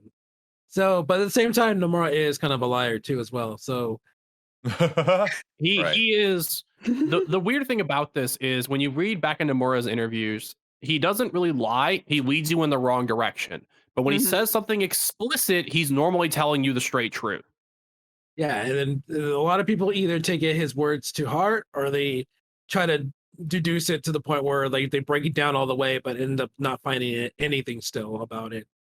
So sometimes the answers could be right in front of us and we just don't know it. That's happened before too. So that's really the hard thing to decipher when it comes to Nomura's things. But in terms of answer your question, I honestly think that it's going to happen on the Kingdom Hearts end rather than TWEWY's end. I still think that TWEWY's end is going to be TWEWY to the end. If I can put in my input here real quick, I agree. The way I look at it is the ideal scenario for me is the world ends with you becomes to Kingdom Hearts what Final Fantasy used to be to Kingdom Hearts. That's my hope, is that sort of like the world ends with you keeps doing its thing and having its own games and all that good stuff. But then the characters from the World Ends With You appear in Kingdom Hearts and become like a big part of the sort of the Square Enix end of the supporting cast, as it were. I think that would be amazing. I would love to see that, and it would get more eyes on the World Ends With You. It would be a really cool way of like seeing different sides of the characters. I think that would be awesome, and I really hope that's what they have in mind. What do you think? Sorry, do you want to say something there, Churro? No, I had it, but I lost it. Damn. Well, let me know if it comes back. But until then, how do you feel about that? I think with like the whole connection, and I definitely agree that like it would definitely be on like the Kingdom Hearts side. But I remember when I like first completed TWEWY, and like I started theorizing for what's gonna happen in like a future game. Like I've had the theory of Shibuya being erased for ever since I finished the game, and it was because of the stuff that happened in Dream Drop. And while I keep those things kind of separate now, my original theory when I was still extremely KH over TWEWY was that if there was going to be some type of crossover, the order could go TWEWY, Neo TWEWY. Of course, at the time I was just like TWEWY too. And then somehow it links to some type of crossover with Kingdom Hearts and The World Ends With You. And Dream Drop Distance getting in there as well. I don't really know how I feel about it these days, because but I still think like in the way that I headcanon things is just like for fun, because I had nothing there was no Neo, so I was like, well, I'll just do something else. So I did combine and do that whole theory and made my own like TWEWY 2, and then Dream Drop Distance happened, and then I was like, and then I'll figure out what happens with Kingdom Hearts 4, and like things are different now. But I think that would just kind of be kind of like the order, I guess, if they were to do something with just like a crossover. Yeah. Yeah. I just saw a comment. No, I just saw a comment saying I'll make my own TWEWY. My thoughts are fairly simple on this matter. TWEWY is not big enough to have a Kingdom Hearts character drop in casually. It's not. The first game sold 140,000 copies. Kingdom Hearts 1 sold like over 2 million. It would absolutely be on Kingdom Hearts turf that TWEWY would appear again. I have no concerns about that. I genuinely don't. I would love to see the Neo crew interacting with like Sora and Riku and Kairi and watching that sort of stuff happen. It would be amazing. After thinking about it for a number of years, dude, I have sorry, Riku and Sho. Oh my god, I want to see that. They hate each other. They hate each other. Yes, but I want to see it. I really want to see it. God damn it. Fine. Just understand they would hate each other. I think it'd be more entertaining watching Sora and Sho, just Sora trying to be nice to this chaotic man. Oh no! Yeah? Oh, I want to see that. I really want to see that. I'm sorry, I cut across you. Continue. No, you're just fine. The biggest point that I could take away from this conflict is what we described it as earlier is our community is very small and very defensive because there is a much bigger community that has a lot more pull and a lot more of a fan base that could easily just take us and run. But the biggest response to that I have is Final Fantasy never took Kingdom Hearts and Kingdom Hearts never took Final Fantasy. They just influenced each other. And that's exactly what's going to happen in the future, in my opinion. Yeah. I mean, Final Fantasy characters were just there to help sell because Nomura wasn't confident that a Disney game would just sell on its own. I'd say just having Mickey Mouse, Donald Duck, and Goofy on the cover was not enough to sell a Disney game. That was Nomura's concern. That still blows my mind this like 20 years later. Well, I mean, in the end, he was right to make the decision in the end because it kind of did help boost sales because when you see Final Fantasy characters interact with Disney characters and Sora, it made it seem like, it can handle being a more mature game than when it looks like on the cover, Yeah.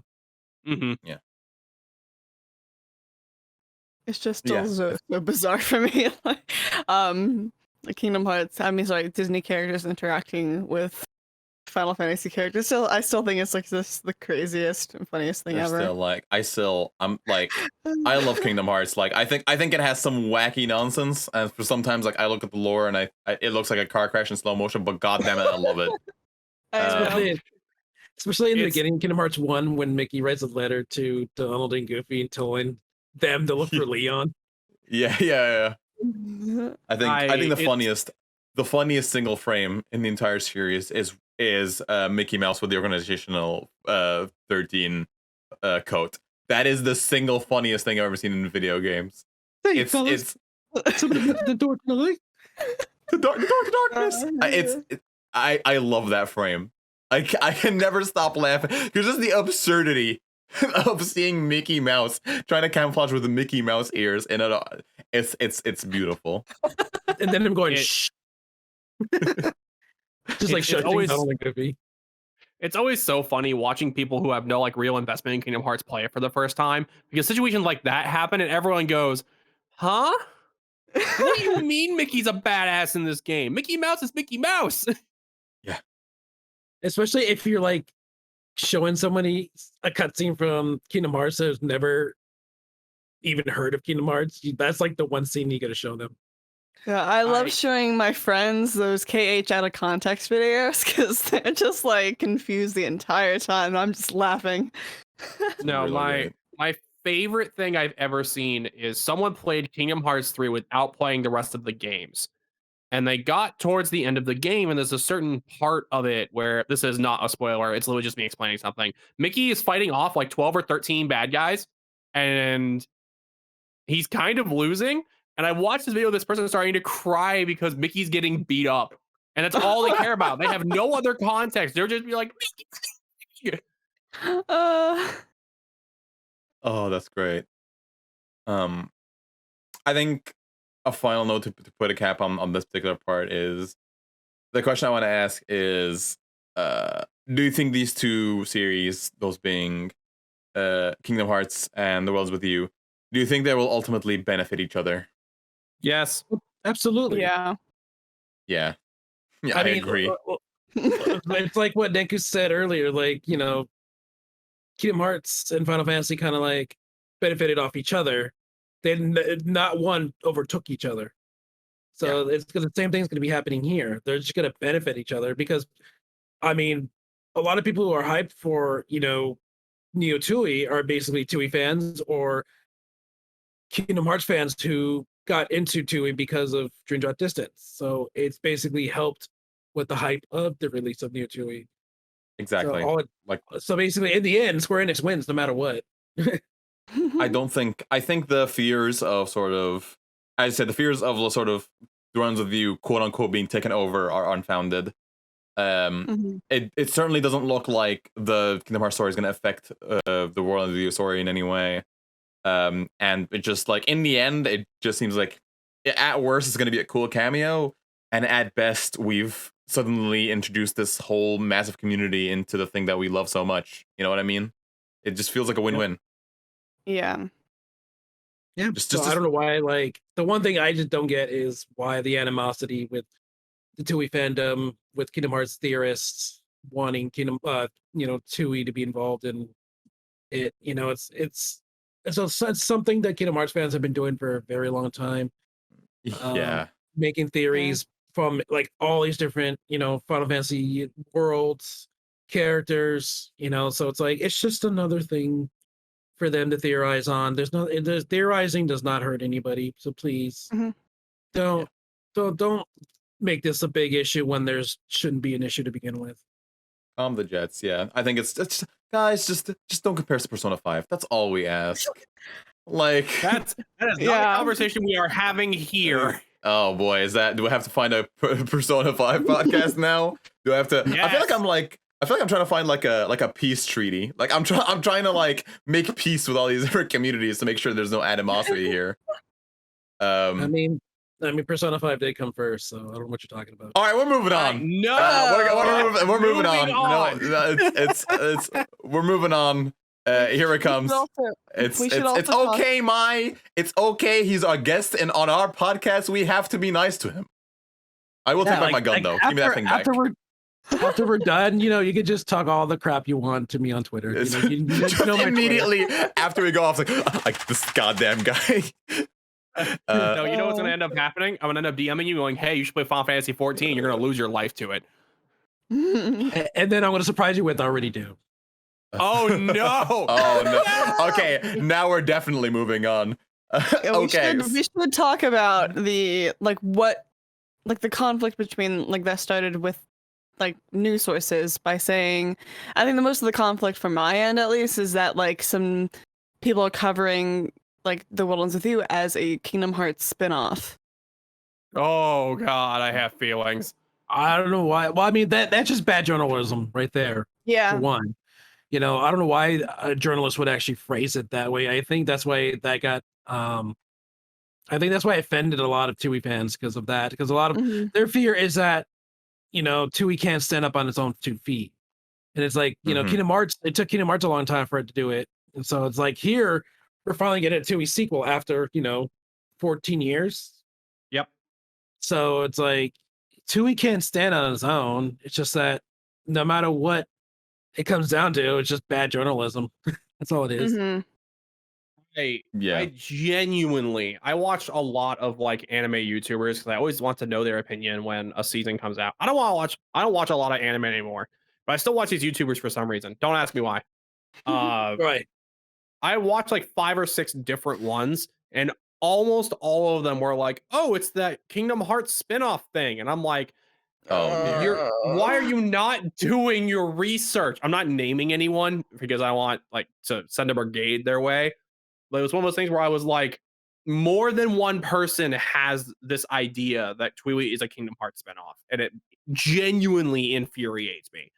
I mean, it's also baffling. Like, it's never other than being made by the same developer. There's absolutely like no connection between the two.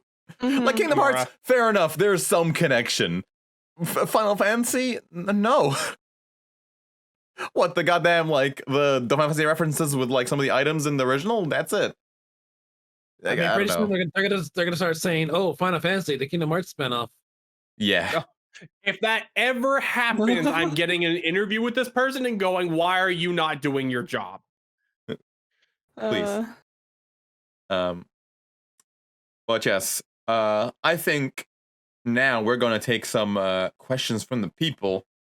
That being the good people of patreon.com/TPEWY. For $5 only, you can get access to our exclusive channel. You can talk exclusively to us and join our Discord, where we have a lot of fun and movie nights and stuff.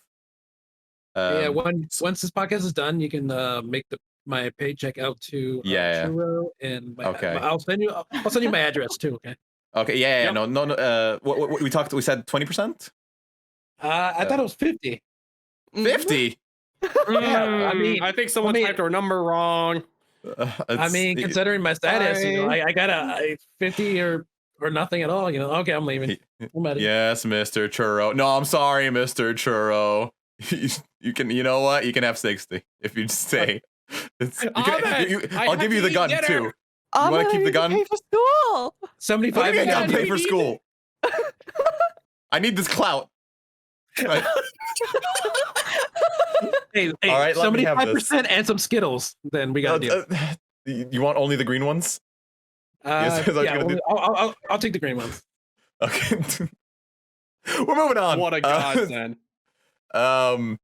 Before I get extorted of all my money and possessions, our first question comes from. Oh, I should mention, if any of you wonderful people from twitch.tv/Amadeus_ want to submit any questions, now's the time to start typing them in, because then we can sort of keep them in mind and we can bring them up later on in the show.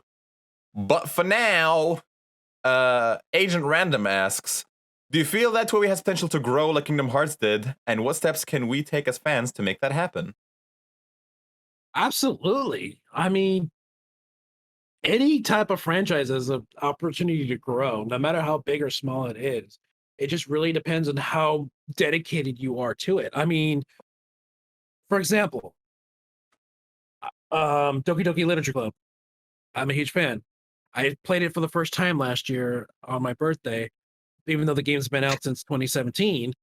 And the fandom is still small, but yet I'm trying my best to kind of push it out there, because ever since the announcement of Doki Doki Literature Club Plus, you know, it's been igniting the hype that surrounded that game. So, you know, it just really depends on the fans themselves, you know, to keep that hype alive, but at the same time, it's also up to the developers if they want to continue it. So it's pretty much a 50-50 thing.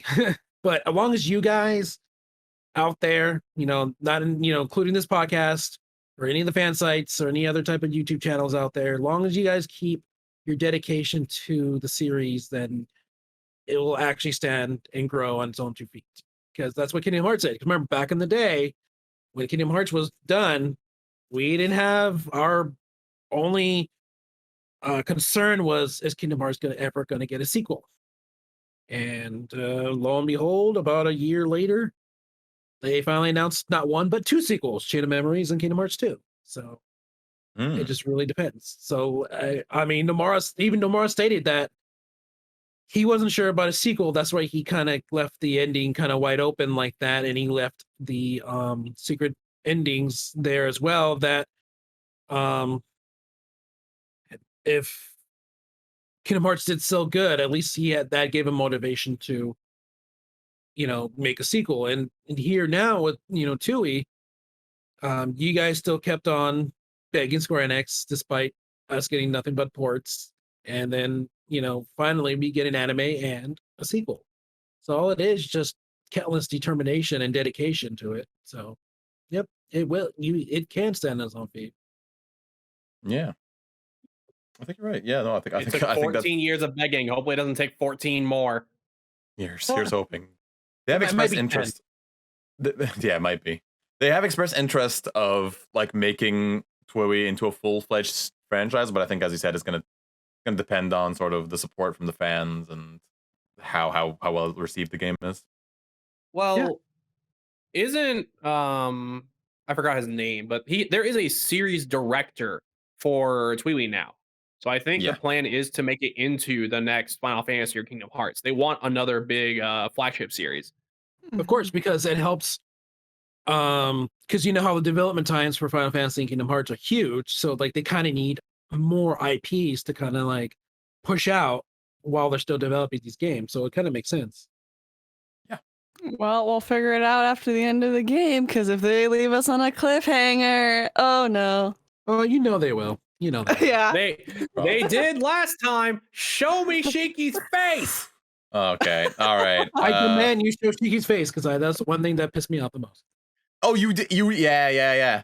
Dude, I had like, I was very of two minds about that. I was like, man, how do you feel about that? Actually, out of dumbfounded curiosity. I think I've talked about how I felt about it, but how do you feel about it, Churro? It was the biggest tease ever. Like when I was watching the credits, and it showed her approach, rhyme and beat and Neku, and the camera starts panning upward, and then you see her smile, and then right before it shows her eyes, it just cuts to black, and I'm like, why? It reminds me of like at the end of Kingdom Hearts 2 when Sora and Kaori hold hands, and it just cuts to black, and I'm just like, why? Stop taking these things from us. Yeah, it's like you tease. Why? It really do be like that. That's how they work. That's how they get you to throw more money and hoping they show us something. Your answers are finally revealed. Mai, do you want to take the next question and deliver it in the eloquent way you do? Yeah, so this one is both from RSP and Saimatsu Shipper. So there are rumors going around about a Kingdom Hearts show or possibly an anime in development for Disney Plus. What is your take on it? Do you believe it's true? What do you hope for it? I mean, I'm on the fence about whether it's true or not, but at the same time, it doesn't eliminate the possibility of it actually happening, because what are the things Nomura stated that there are now 3 different teams working on 3 different Kingdom Hearts things at the same time now, considering back then I never would have thought to hear 3 different teams working on it, because all we had was one Kingdom Hearts team, and considering the fact that back after the release of Kingdom Hearts 2, Nomura was working on Final Fantasy Versus 13, and he was using a lot of the people from the Kingdom Hearts 2 team on there. But with there's certain 2 games that I won't say 13, 14, that caused a lot of his development team to be pulled to work on those games because they were falling behind in development. And of course, we all know what happened. 13 was released to lukewarm reception, and 14 1.0 was bombed to hell because it was really poorly done. I still actually have my collector's edition for 1.0, so yeah. Wow. But because of that, Nomura didn't have anybody to work on Versus 13. Then he used a team that worked on Birth by Sleep, which was the Osaka team. And then from there, the Osaka team became the main Kingdom Hearts team that worked on Dream Drop Distance, 0.2, and then, of course, Kingdom Hearts 3 and Remind. So considering that that's the official main Kingdom Hearts team, you still have 2 other teams working on different projects. And considering Disney's involvement with Kingdom Hearts 3, we all kind of want to, hopefully Disney's kind of like putting more effort into promoting Kingdom Hearts this time. So I think that it'd be more in the best benefit of, Disney to actually get involved with that, to show that they do care about Kingdom Hearts and they do want to make Kingdom Hearts part of their brand, like they do with Marvel and Star Wars. Mm-hmm. I mean, just give Square a 1% bonus of Disney money, and they will crank out Kingdom Hearts games every year with that amount of cash. And Nomura did too. Like when after the release of Kingdom Hearts 2, Nomura released a Kingdom Hearts game once a year. 2007, 8, 9, 10, 11, 12, 13, 14, 15, and then Mm-hmm. So the only time there wasn't a yearly release was after 2.8 because they skipped out of 2018 and then went to 2019 because Kingdom Hearts 3 got pushed back from 2018 to 2019. Yeah. So that was, Nomura's kept his promise of, one Kingdom Hearts a year. And now here we are, starting a new saga. So what be a good opportunity to bring people in to this new saga than create a TV show that everybody can enjoy, not just people who only play the games. And considering the fact that Marvel, has been going from making theater releases, to the big high profile films to, WandaVision, to the Falcon and the Winter Soldier, to Loki, to What If, those are seeing successes there, to Star Wars doing the same thing. So why not give it a shot with Kingdom Hearts? Mhm. Yeah. I agree. I genuinely think have to wonder what the plan is for that team, because I can only hope that it's animated, because Square Enix is doing a lot of animated project recently. Like Final Fantasy IX is getting an animated project. Kingdom Hearts says rumors. TWEWY got an anime. And my first thought was, what if it's a live action? How would you do Sora's hair? oh, God, please no. It'd be like in the movie Dragon Ball, how the live action No. Dragon Ball. I was thinking Dragon Ball Evolution 2. That's the first thing my mind went to. It would be like poof, all of a sudden, like Just he gets the key, suddenly his hair spikes by Axe hair gel. there you go, and then all of a sudden the Axe hair gel it just drops out of the sky, and he's like, "Oh, what's this?" And he just squirts it on his hair. You and must just use poof. this every hour of every day. So yeah, it's That's- I honestly I'm all for it, and if it does happen, I am there because I still haven't seen WandaVision, Loki, Falcon the Winter Soldiers, but like if that cup drops, I'm taking that day off to go watch it. Yeah. First Mhm. episode.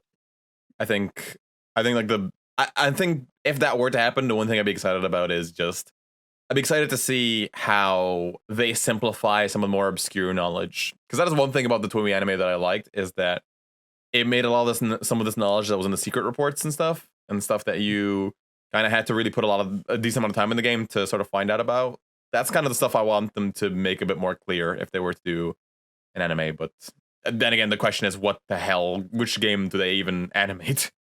Well, considering the the whole fact that because I mean, I'm only speaking on the terms of it being a separate than like a main game, but like considering the fact that where we are now in the Kingdom Hearts series, the fact that the story is starting to branch out to different characters, so it's like it can be considering you got Sora's situation, then you got Riku looking for him, then you got Mickey in his own journey. Then, of course, the status of Donald and Goofy, then the rest of the other cast members: Aquatura, Ven, Roxas, Shion, Axel. So with so many different stories branching out, that's would be a good time to put something together with the Disney Plus series. Mhm. With that in mind, there was a Kingdom Hearts cartoon that was being in development after the release of the first game, and Brandon actually interviewed Seth Kearsley, who was an animator for it, was still in development. I actually even bought a concept art that he drew for it too. I actually still have that artwork that I have. It's the artwork of Sora with his Keyblade. And from Seth Kearsley himself, he stated that it was set to be ready after the release, but then it was scrapped because Nomura decided to make a sequel. Mm-hmm. So there was almost an attempt to do it back in 2002, 2003, but of course we all know the process that happened after that. Yeah. Neku, do you want to take the next bit? Absolutely. So this is a question from Exilra. What got your start sharing Kingdom Hearts information, and how do you continue to keep it up after all these years without stopping? I think where you got your start is something we've talked about a lot. I think let's focus on the sort of how did you keep doing it for so long. I mean, I did actually answer this, but I'll go more into it. But it's just mainly the fact that helping people brings a smile to my face. It's like, how when you help somebody, whether it's something simple as open the door for them, or you pull out a chair for them, it's something simple like that. Just seeing people's reactions to it, being hyped up for something, and that brings a tremendous joy to me. And That's what fuels to you. keep, yeah. So to keep doing it for as long as I have, there are times where I've actually felt burnt out or bored, especially when there's nothing going on. But whatever it takes for me to actually do something, like even if it's something minuscule, as even something posting something merchandisey that's not even official, and people like it, people say they enjoy looking at it. It gives me the proper motivation and determination to keep it going. It's just Yeah. basically seeing your guys' happy responses. It's what just what drives me to keep going. Man of the people. Sure, what a man of the people. Like a superhero. A man we do not deserve. But the next question is from Exilra again. Yay.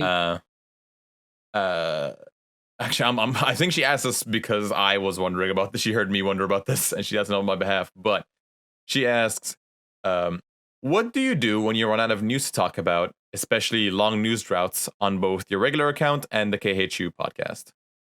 Well, I'm going to start with the KHU podcast. Well, Brandon has a tendency to pull news from all different types of resources because Brandon is a video game programmer. So he can find a lot of topics that deals with it, especially when he goes on his tangents about Unreal Engine and the process behind it. So I am not talking about Unreal. I've dealt with it before. yeah. So there are times when I'm sitting there and he goes off for like 30 minutes talking about Unreal. And I'm like, I have nothing to contribute because I don't know how Unreal works. So it's like, Right. I'm just sitting there on my phone, just like texting or looking at tweets. And he's just there talking. And I'm just like nodding my head, like, yeah, So I don't think Brandon knows that, but I think he has a feeling that he does know what I do, because there are times where I accidentally clicked on a video and it plays while I'm recording. So it's like, yeah, for things like that, Brandon has a tendency to bring up topics that are like, because when you think of news, it doesn't have to be like earth-shattering breaking news, live from the KH Union Podcast Center in Detroit, Michigan. But no, Right. but it could be just something small. Like it doesn't, and then sometimes we're bringing up merchandising news as well. So it just really it's the saying goes, news is what you make of it. So Right. he could turn a topic and talk about for like 30-35 minutes, no problem. So it really depends on how you interpret it. For me, on my regular account, it's basically the same thing too. It's like, for me, I try to, like you just said, like man of the people. So what I like to do during my downtime is I browse Etsy, I browse people's artwork, Twitter accounts, our ArtStation, DeviantArts, and I'll say, hey, this seems like really nice artwork. So I'll just make a post advertising their art, or this store has these really cute items, and I'll tweet it out and see what people think about it. And sometimes, doing that will get over, really overwhelming responses. And then I get a message from the person who owns the shop saying, were you the one responsible for kind of like kicking my store into overdrive? And I'm like, yes, maybe. Is that a good or bad thing? And they're like, no, it's a wonderful thing, because now I can actually, do a lot of work now. And it's like, I've sold out all my entire stocks and now I got to remake more. I was like, oh, cool. So it's kind of awesome. nice to see those type of reactions from people. So basically during my downtime, I just kind of like do what every community man does and just go out there and just promote the smaller people, smaller time people who don't know that this stuff exists. And as well as official, not really, I don't want to say quote unquote official, but unofficial and official, whatever you want to call it. But these are actually official Kingdom Hearts stuff because they have the Disney logo on them, but they're not official Square Enix, which is a different type of merchandise. Like, for example, Spirit Halloween, when they make the Keyblades and their costumes, those are actually, approved by, licensed by Disney to sell them. So Right. those have been becoming more and more frequent, within like Hot Topic, Box Lunch. They've been selling a lot of Kingdom Hearts shirts and merchandise, toys. So during the the hype up towards Kingdom Hearts 3, they were releasing them like crazy. So during my downtime, I just kind of browse the web and see what I can find. That's awesome. Yeah, God, I don't know that's a brilliant idea. Neku, take it away. Take away this next one. All right, so there have been talks about bringing a TWEWYCon. Someone has mentioned it before during a Neo trailer. One of our friends, VentyWenty.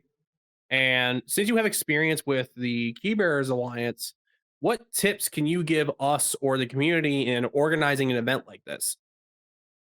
Break it down to what I call the who, what, where, when, and how. So basically, you kind of like say like, when do you want to do it? Where do you want to do it? How are you going to go about it? And what do you want to create out of it?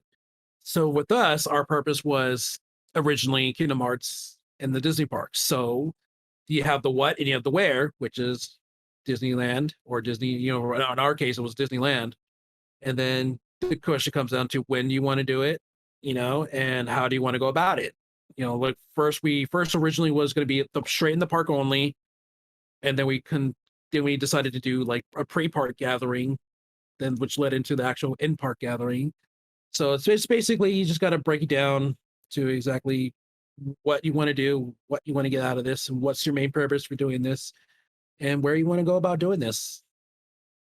It takes a lot of research because I had to spend like days on like hotel. I had to like go to Google Maps, check out the area. Like the first time we actually got the hotel for Keybearers Alliance, it was right near, we were still going to the parks afterwards. So for the third and fourth year, we did it there. But then what became a major problem was that there were no restaurants nearby. Ooh. So the closest one, you had to walk all the way down to downtown Disney to get there, which is about a 15-20 minute walk. And you have to consider that when we realized that not everybody drives, and a lot of people got carpooled, or some people came with their parents, or they got dropped off by their friends or parents. So it's like we had to like break, because basically everything's like a lesson learned. So basically, whenever you do an event, you take feedback from everybody, see what you can improve from your staff members. It's a lot of, fixing your own, I don't want to call it mistakes, but fixing the concerns that everybody has with it. So by then, it went back to the drawing board. I went to Google Maps. We try to keep everything within like the Anaheim. We didn't try to stray away to like South LA or like Northern Irvine and all that. We kept within the Anaheim region. And then I would check hotels and I would check the surrounding areas, see if there's restaurants nearby people can walk to. It took me a few days to find a new hotel that could fit everybody, that has restaurants nearby. The one we chose actually was a good spot because there was like over 10 different restaurants nearby people can easily walk to. And then I had to call so many different hotels, asking for the pricing and how many people could fit, what they could accommodate, what do they charge for like equipment. It's just a lot of like reconnaissance to get, then I had to like write everything down, present it to the staff, get their opinions on it, and then I had to do my own local reconnaissance by driving to the area, talk to the staff there, look at the room, walk around the entire area, take photos, send it back to the staff, see what they say. It's just a lot of planning. It's a whole process. So, yeah. Mm-hmm. Sometimes it could take like on average, it takes about like maybe 4 to 6 months for us to actually plan all this out, because since I work a lot, like I had to fit everything within my work schedule. So it's like I have to then I have to get other staff members, if they can, to come with me so I can hear their opinions on it if they can, because it's always nice to have more than one opinion on things, because sometimes they might see things differently than you do. Yeah. So it's just a lot of pre-planning.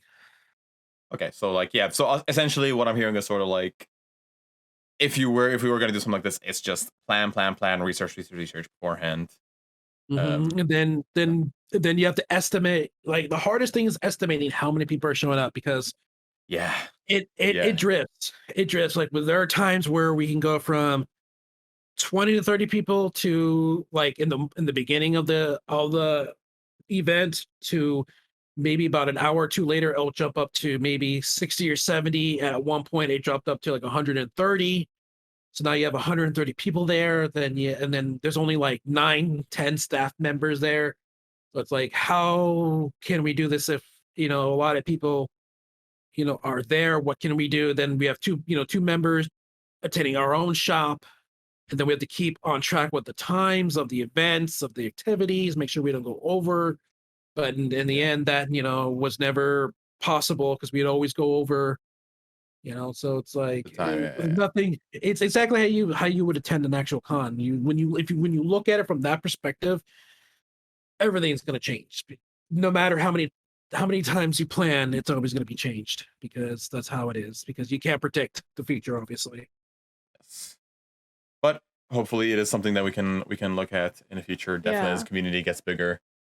And also, my only advice for if you're starting out for the first time, do not overshoot your shot because it'll leave you burned because the infamous stuff costs money and it leaves you with the possibility of a bad reputation or infamous reputation. Case in point, DashCon, a Tumblr con that they created, which became the laughingstock of the internet for a time, and it still is.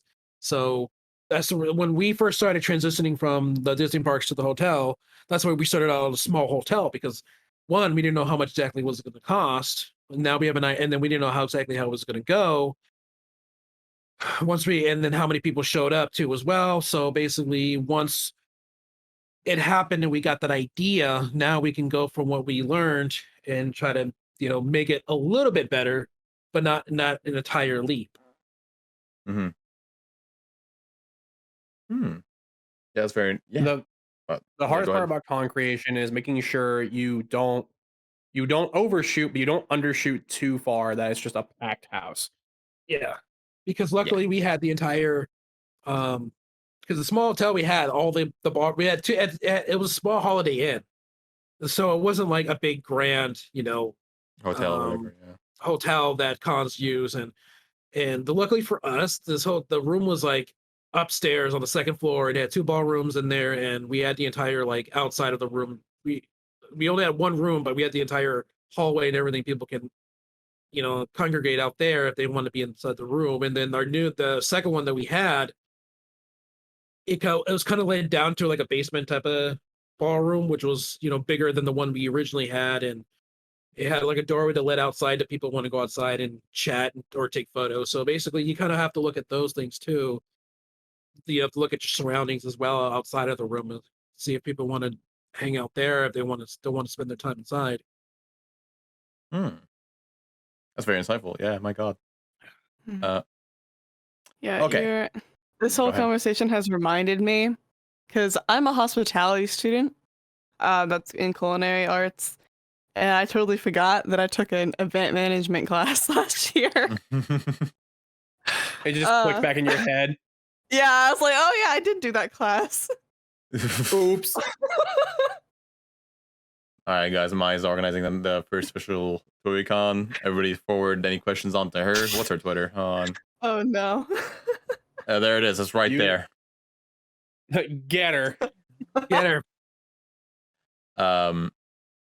Now this is a question from I think from Patreon, but also from us. Is what has been your experience with Square and by extension Nomura? I know you've met him a handful of times. Well, my experience with Square has been like positive. Like it's been very great experience, and considering the fact that it took about 10 years for me to actually get involved with Square Enix. Like the first time I actually got involved with them was like I think it was 2011. And that was like when I attended my first E3, and I had talked to some of the staff members there, for the first time. Like I was like my first E3, extremely nervous. And I kind of talked to some of the staff members. They felt me, they've, got to introduce some of them, and it was a good time. fast forwarded to San Diego Comic-Con the next month of the same year. You know, I saw the same familiar faces, and in this one particular person, he was like, "Hey, I saw you at E3." I was like, "Yeah." So we kind of like talked a little bit, and I told him what I did. He's like, "Oh, I'm a marketer for that game," which was Days. No, not Days. It was I got my years wrong. I'm trying to play through. It was Recoded. Sorry. Yeah, Recoded. Yeah. It was a DS game. And one of the only two. One of the only two. So I was like, couldn't remember the name for it. I was like, it was like Days. No, it was not Days. It was Recoded. But anyways,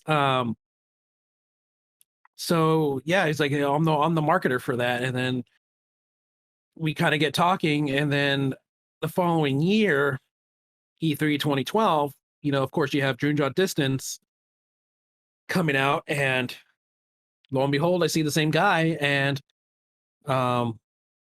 he kind of like pulled me aside. He's like, "Hey, we got this after party. This was like day one E3, so it was like he's like, we got this special private event happening right after the doors close. Like, do you want to join?" It's like, "Yeah." I was like, "Can I invite my friend?" And he's like, "Yeah, sure." So he personally escorted us outside, and then but it was an invite only, so we didn't have invites. So they're like, he escorted us outside. He told security, like, these guys don't have invites, but they're invited. So after that, we come in, and it's like we got to celebrate, like Square Enix was celebrating the 25th anniversary of Final Fantasy, and it was the 10th anniversary of Kingdom Hearts, and you know, and then we saw like the first trailer to Agni's Philosophy, which was pretty good. And then from there, I met the community manager at the time as well. So it just became a lot of me just attending a lot of their events, and then eventually they'll get to know you. Yeah. And that's how networking works. You just got to keep trying, keep talking, and overall, they've been really nice to invite me to different events. For example, they invited us to this for 2014. It was the 2.5. They had this little casting call where they would record people into a giant video about, you know, what Kingdom Hearts meant to them, and from there, well, actually, let me back up for that. That was the same year Nomura attended Comic-Con for the very first time, and so blown his mind. It blew my mind, and I only had tickets for, I think it was Thursday and Sunday. So I didn't have Friday, Saturday. So I begged a friend of mine that was there to let me borrow his badge at the time. So he's all like, "What are you gonna give me in return?" So I was like, "Do you want to go to E3? I can get you an E3 the next year." So he's like, "Cool." So for the autograph sessions, when I met Nomura all 4 days at E3. I still have the autographs. It's they're hanging on my wall. One's on a Final Fantasy postcard, another one's on a Kingdom Hearts, and the other one is it was a joint autograph session with Hideo Kojima and Tetsuya Nomura, and I have both their autographs on the card. So that was the very first time I met Nomura and Kojima. But fast forward to September, which was the casting call, I invited one of my friends from Kingdom Hearts Insider to join me with it, and we did that. And then fast forward to December is the first time was the actual launch event. So that's where they put together the video and showed it to the audience there. But I think the week before the event, I got an email from Square Enix, and they were like, "Hey, do you mind interviewing Nomura-san, because the group that we had invited dropped out." Ooh. So I just read this email. Like, I woke up and I had this email waiting in my inbox, and so I was like, "Is this real?" So I messaged my friends from KH side. I'm like, "Hey, did you guys get the same email too?" They're like, "Yeah, we did." So I was like, "Okay." So I responded back saying that would be wonderful, and on the day of, I was having major car trouble, and I actually had to get somebody. No. Of course, Yeah. Classic car trouble on the day of, and the event was at the Walt Disney Animation Studios in Burbank. So I actually I drove up there, but unfortunately I did not park my car correctly. But the thing is, my car wouldn't start, so I couldn't adjust my vehicle. So I had to like get the security guy to help me jump my car to fix the parking. And then I only had like about like, what was it, 30, 45 minutes until the interview. So I found my friend from KH Insider. We make our way over there, and then they escort us into the building in the auditorium where the event was going to take place. And then they led us to the back, and lo and behold, in a tiny little dressing room, it's Nomura, two PRs and a translator, and then me and my friend. So, you know, here we are in this tiny little dressing room interviewing Nomura for the first time. And Nomura was really, he's I'm not gonna lie, he's a very shy person. He, you know, didn't make eye contact, and he always kind of looked off to the side when we ask him questions. So it's like the atmosphere is just so awkward because it would be like we would ask a question, and then the translator would write down, you know, the translation and then translate it to Nomura. Nomura would give his answer. We're sitting there, and then, you know, then the translator would translate his response and then translate it back to us. So it's kind of like a little wait in between the answering the questions to it. Yeah, But it's just awkward. You're just staring at a wall while he answers. yeah, so it was really awkward just waiting.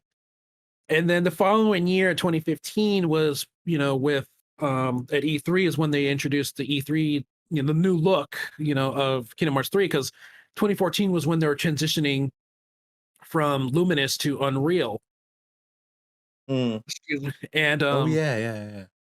so I think it was the last day of E3 or the second day of E3. One of the Square Enix marketers went up to me, and they knew who I was and everything, and they were like, "Hey, I got something planned for you. Are you guys interested?" I was like, "Yeah, like what is it?" We're gonna try to get you guys to sit down with Nomura, you know, on the last day, because he's got nothing else to do on the last day at the very end. So just make a list of people you think you might want to be interested, and, you know, message me and we'll make it happen. So I was like, cool. So I asked everybody around. They said they were down for it, and they pulled us to the back of the Square Enix booth where it's only like press only. So they took us, and they had these little booths, like little rooms in the back area, and it's like it's hot, you know, in there, and you huddle like 9 people in there.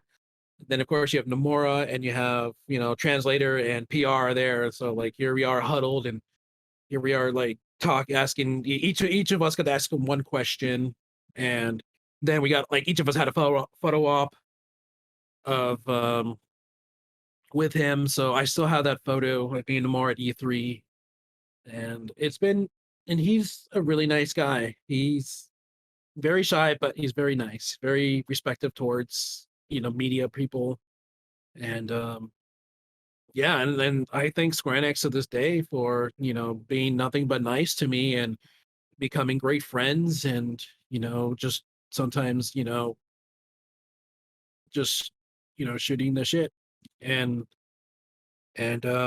off, you know, whenever, like, sometimes we go to, like, I would go to dinner with them, and we're just there just having casual talk. And It's crazy. Like it's honestly crazy when you meet all these people and just realize like that they're people, that they're actual people, like just normal people. Yeah, hey, guess what, guys? They're normal people, just like I am. Hey, what a coincidence. What a thought. What a concept. But yeah, my experience has been overly positive, and, you know, it just takes a bit of time to get to know these people. And like I said, you know, attend as much cons and events as you can with Square Enix there, because the more they see you, the more they recognize you, the more they want to know, you know, who you are and what you do. And once I told them what I was involved in, and, you know, they were like, "Oh, okay." So now it's just like, now that when I see my cons, they're like, "Oh, hey, Churro." I'm like, "Hey, what's up? How's it going?" You know, just making casual small talk. Yeah. So God, that's incredibly cool. Yeah, I mean, it's great to see just them interacting with people in the community like that, because it's also it makes community just a little bit closer, I think.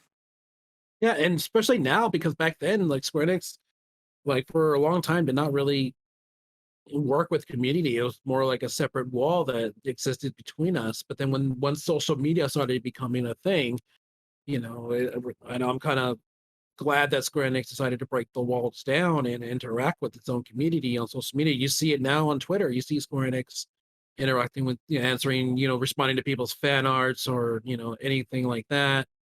So it's kind of nice to get that kind of response from them. Yeah, I think it's amazing, really, and here's hoping we can, with the growth of the TWEWY and Neo TWEWY and TWEWY community, here's hoping we can also establish that relationship. As AKA Square Enix, ring me. Cheers. Nudge, nudge. But nudge, please. Wink, wink, nudge. I think we have one small question, just as a fun way to close this off. What is your favorite blue mage spell? It's got to be self-destruct because I just love running into a mob and just blowing myself up. I respect that. I have no idea. I have no idea how much Final Fantasy you play. I have not played enough because I cannot answer that. I just want to say, Yoshi P, please, I am begging you, make Blue Mage an actual job, please. No more of this limited job BS. You really want like Moonflute and Final Sting to be a thing that you could just do? Hey, if they can make a Blue Mage an actual job in Final Fantasy 11, I was a Blue Mage in Final Fantasy 11, and make that an actual job without breaking the game, and they can do the same thing with this. They just have to tweak the damage output to a certain extent, and it can work, considering the fact that all their most damage comes from their spells and not their main weapon. So basically, it can happen. It just like if they could put Bunny Boys in the game, they can fix Blue Mage to an actual job. What a description! If they can. Hey, I'm with that in mind. I am gonna change my character to a bunny boy when that comes out. So. No, god damn it! No, I gotta stay loyal to the Catboy gang. With that being said, for all those of you who are super confused as to what the hell we're talking about, a critically acclaimed MMORPG Final Fantasy XIV, which does have a free trial up to level 60, including the award-winning Heavensward expansion. Did I do the joke? Did I do the bit? Yes, you did, and there's no time limit. Yeah, we can do it as long as you want. You sure can. All right. I think I did the shill. I did the time, and we did the interview. I think Churro, from myself, thank you so much for agreeing to come on. It has been absolutely wonderful having you. I'm sure Neku feels the same way. Oh, absolutely. Like, this is literally like bucket list item is crossed off. I am very, very happy with this. Thank you guys so much for having me on here. I knew it was going to be a great time, and I also got to thank Xeria for that, because she was the one that showed me the video of you guys talking about Kingdom Hearts podcast, and you guys were like, "Come at me, bro, come at me," and I was like, "Well, I came at you." You sure? You came at us, took our gun, and then threatened us with it. Pretty impressive. Yes. I still remember the first conversation we had where there was no context for that clip from what we understood. Yeah, like, that was all I saw was like, Kingdom Hearts Unit and the Kingdom Hearts podcast, come at me. I'm like, challenge accepted. Who is this guy think he is? It's like time to take this guy down to size. Maybe even smaller than me. Considering how short I am, maybe even smaller. Wait, how tall are you? Only 5'3". So I'm very short. That's weird. I'm 6'2". That's gonna be hilarious when we meet IRL. Yo, I'm 6'2". It's not going good for me in a physical sense. So have you ever tried stilts? You want stilts? I'll try stilts. Adi, how tall are you, Mai? 5'4". Oh, okay. Well, we win. No, we did it. I'll wear some platform shoes. There you go. Wear some 6-inch platform shoes. He'd be like, "So guys, what's up? I grew up." Damn. Yeah. No. I mean, this is a problem because I live all the way in Ireland. I'm gonna have to make a big trip over and see as many people as possible. Do it. It's gonna be adventure of a lifetime. Oh my god. Hell yeah. But yes, you did not have to do this. I was honestly very skeptical if you would ever do this, just because man of your stature and with a growing. I don't mind. I don't mind at all, because I've been on a Persona podcast too. I had a friend of mine he works for he's the owner of Shin Megami Tensei podcast, and he invited me on there to talk about Persona 5 Royal, because I fell in love with Persona 5, and he invited me to come to their show when Royal was coming out. So it was That's a Story whole for other another day. conversation. Yeah, that's a story for another day. My God. And I've been invited on general gaming podcasts too. I have a friend that I have a lot of friends that work with monsterbind.com, and they had me come on to do like E3 specials. So it's like, I'm very much open to being a part of anybody's podcast. Thank you for coming on. We appreciate it a lot. You have been insightful. You have been informative. You've given us a lot. You've given us. Thank you. Thank you for coming on. Thank you for getting the Kingdom Hearts podcast. Getting people to know you, and getting to know the Kingdom Hearts community a bit more. And thank you for allowing us. As I feel like, we've reached a peace treaty in the Kingdom Hearts TWEWY war. Through this. Hey, Yes. after all this, I forgive you guys. Just don't do it again. Oh wow. Okay. We can't target the Kingdom Hearts view anymore, but you know what's still in line? Persona. So this is the end of this podcast interviews you. Thank you very much. Obviously, If you guys want to play a good game with Shibuya in it, play Persona 5. yeah. Wow. So Okay, we're ending as the I said, podcast now. like Okay. I said, Give it a gun. great to have Hey. you. Always a pleasure. It's of course. Let's Churro. Can you tell the people how people can get more churro and what you have going on right now? While I Well, they for do your still Twitter churros at Disneyland, so if you guys can pay the $13 for a churro, I mean, social media contacts, yes, yes. You've That. had that joke in your pocket for how many years? a lot. Because everybody, no, trust me, I'll get people messaging me like, "Oh, I am eating a churro at Disneyland at churros." I'm like, "No, come on, that churro had a family. He had a family." But yeah, it's been a while, been a long time that I've had that joke in my pocket. It's like like somebody said in the chat, the ultimate dad joke. That's completely It works. fair. But you can find me on Twitter at Churros with the CHURROZ. You can find me on Twitch at twitch.tv/ichurro. There's no space, there's no underscore, because I hate that. It's all one word. I'll allow it. And then you can find me on Instagram, which is at Churros as well, Churro with a Z at the end. Let me type it. Okay, there we go. We did it. Gaming. There. No, not iChurro. It's Churros. It's, The only difference is wow. Damn it! Churro with a Z. There we go. We did it. Now we did it. There we go. Thank you very much, There we go. Churro. Yeah, that's it. You Thank you guys for are coming on. welcome. It's been a great Thank you so time. much for having me. This was a lot of fun, and yeah, this, like I said, I had a lot of fun. Thank you guys for allowing me to come on here to reminisce about almost 19 years of Churro and the Oh, Kingdom yeah. Hearts community. It's always a story I love telling. Like it's like one of those things where it's like old man sits on a chair explaining the story, so you all better sit around and listen. So it's kind of one of those things. Let me tell you a story about when I created Kingdom Hearts. Like not like didn't Nomura that no. No, this is my story. Great, and we shall. This may not be the last time. Maybe in when there is more TWEWY Kingdom Hearts crossover, we shall meet again.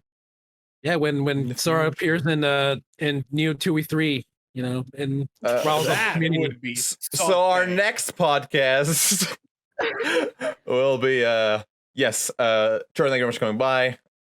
We appreciate it. Real quick, I'm just gonna shout out the fact that well, first of all, I gotta shout out our wonderful patrons, of course.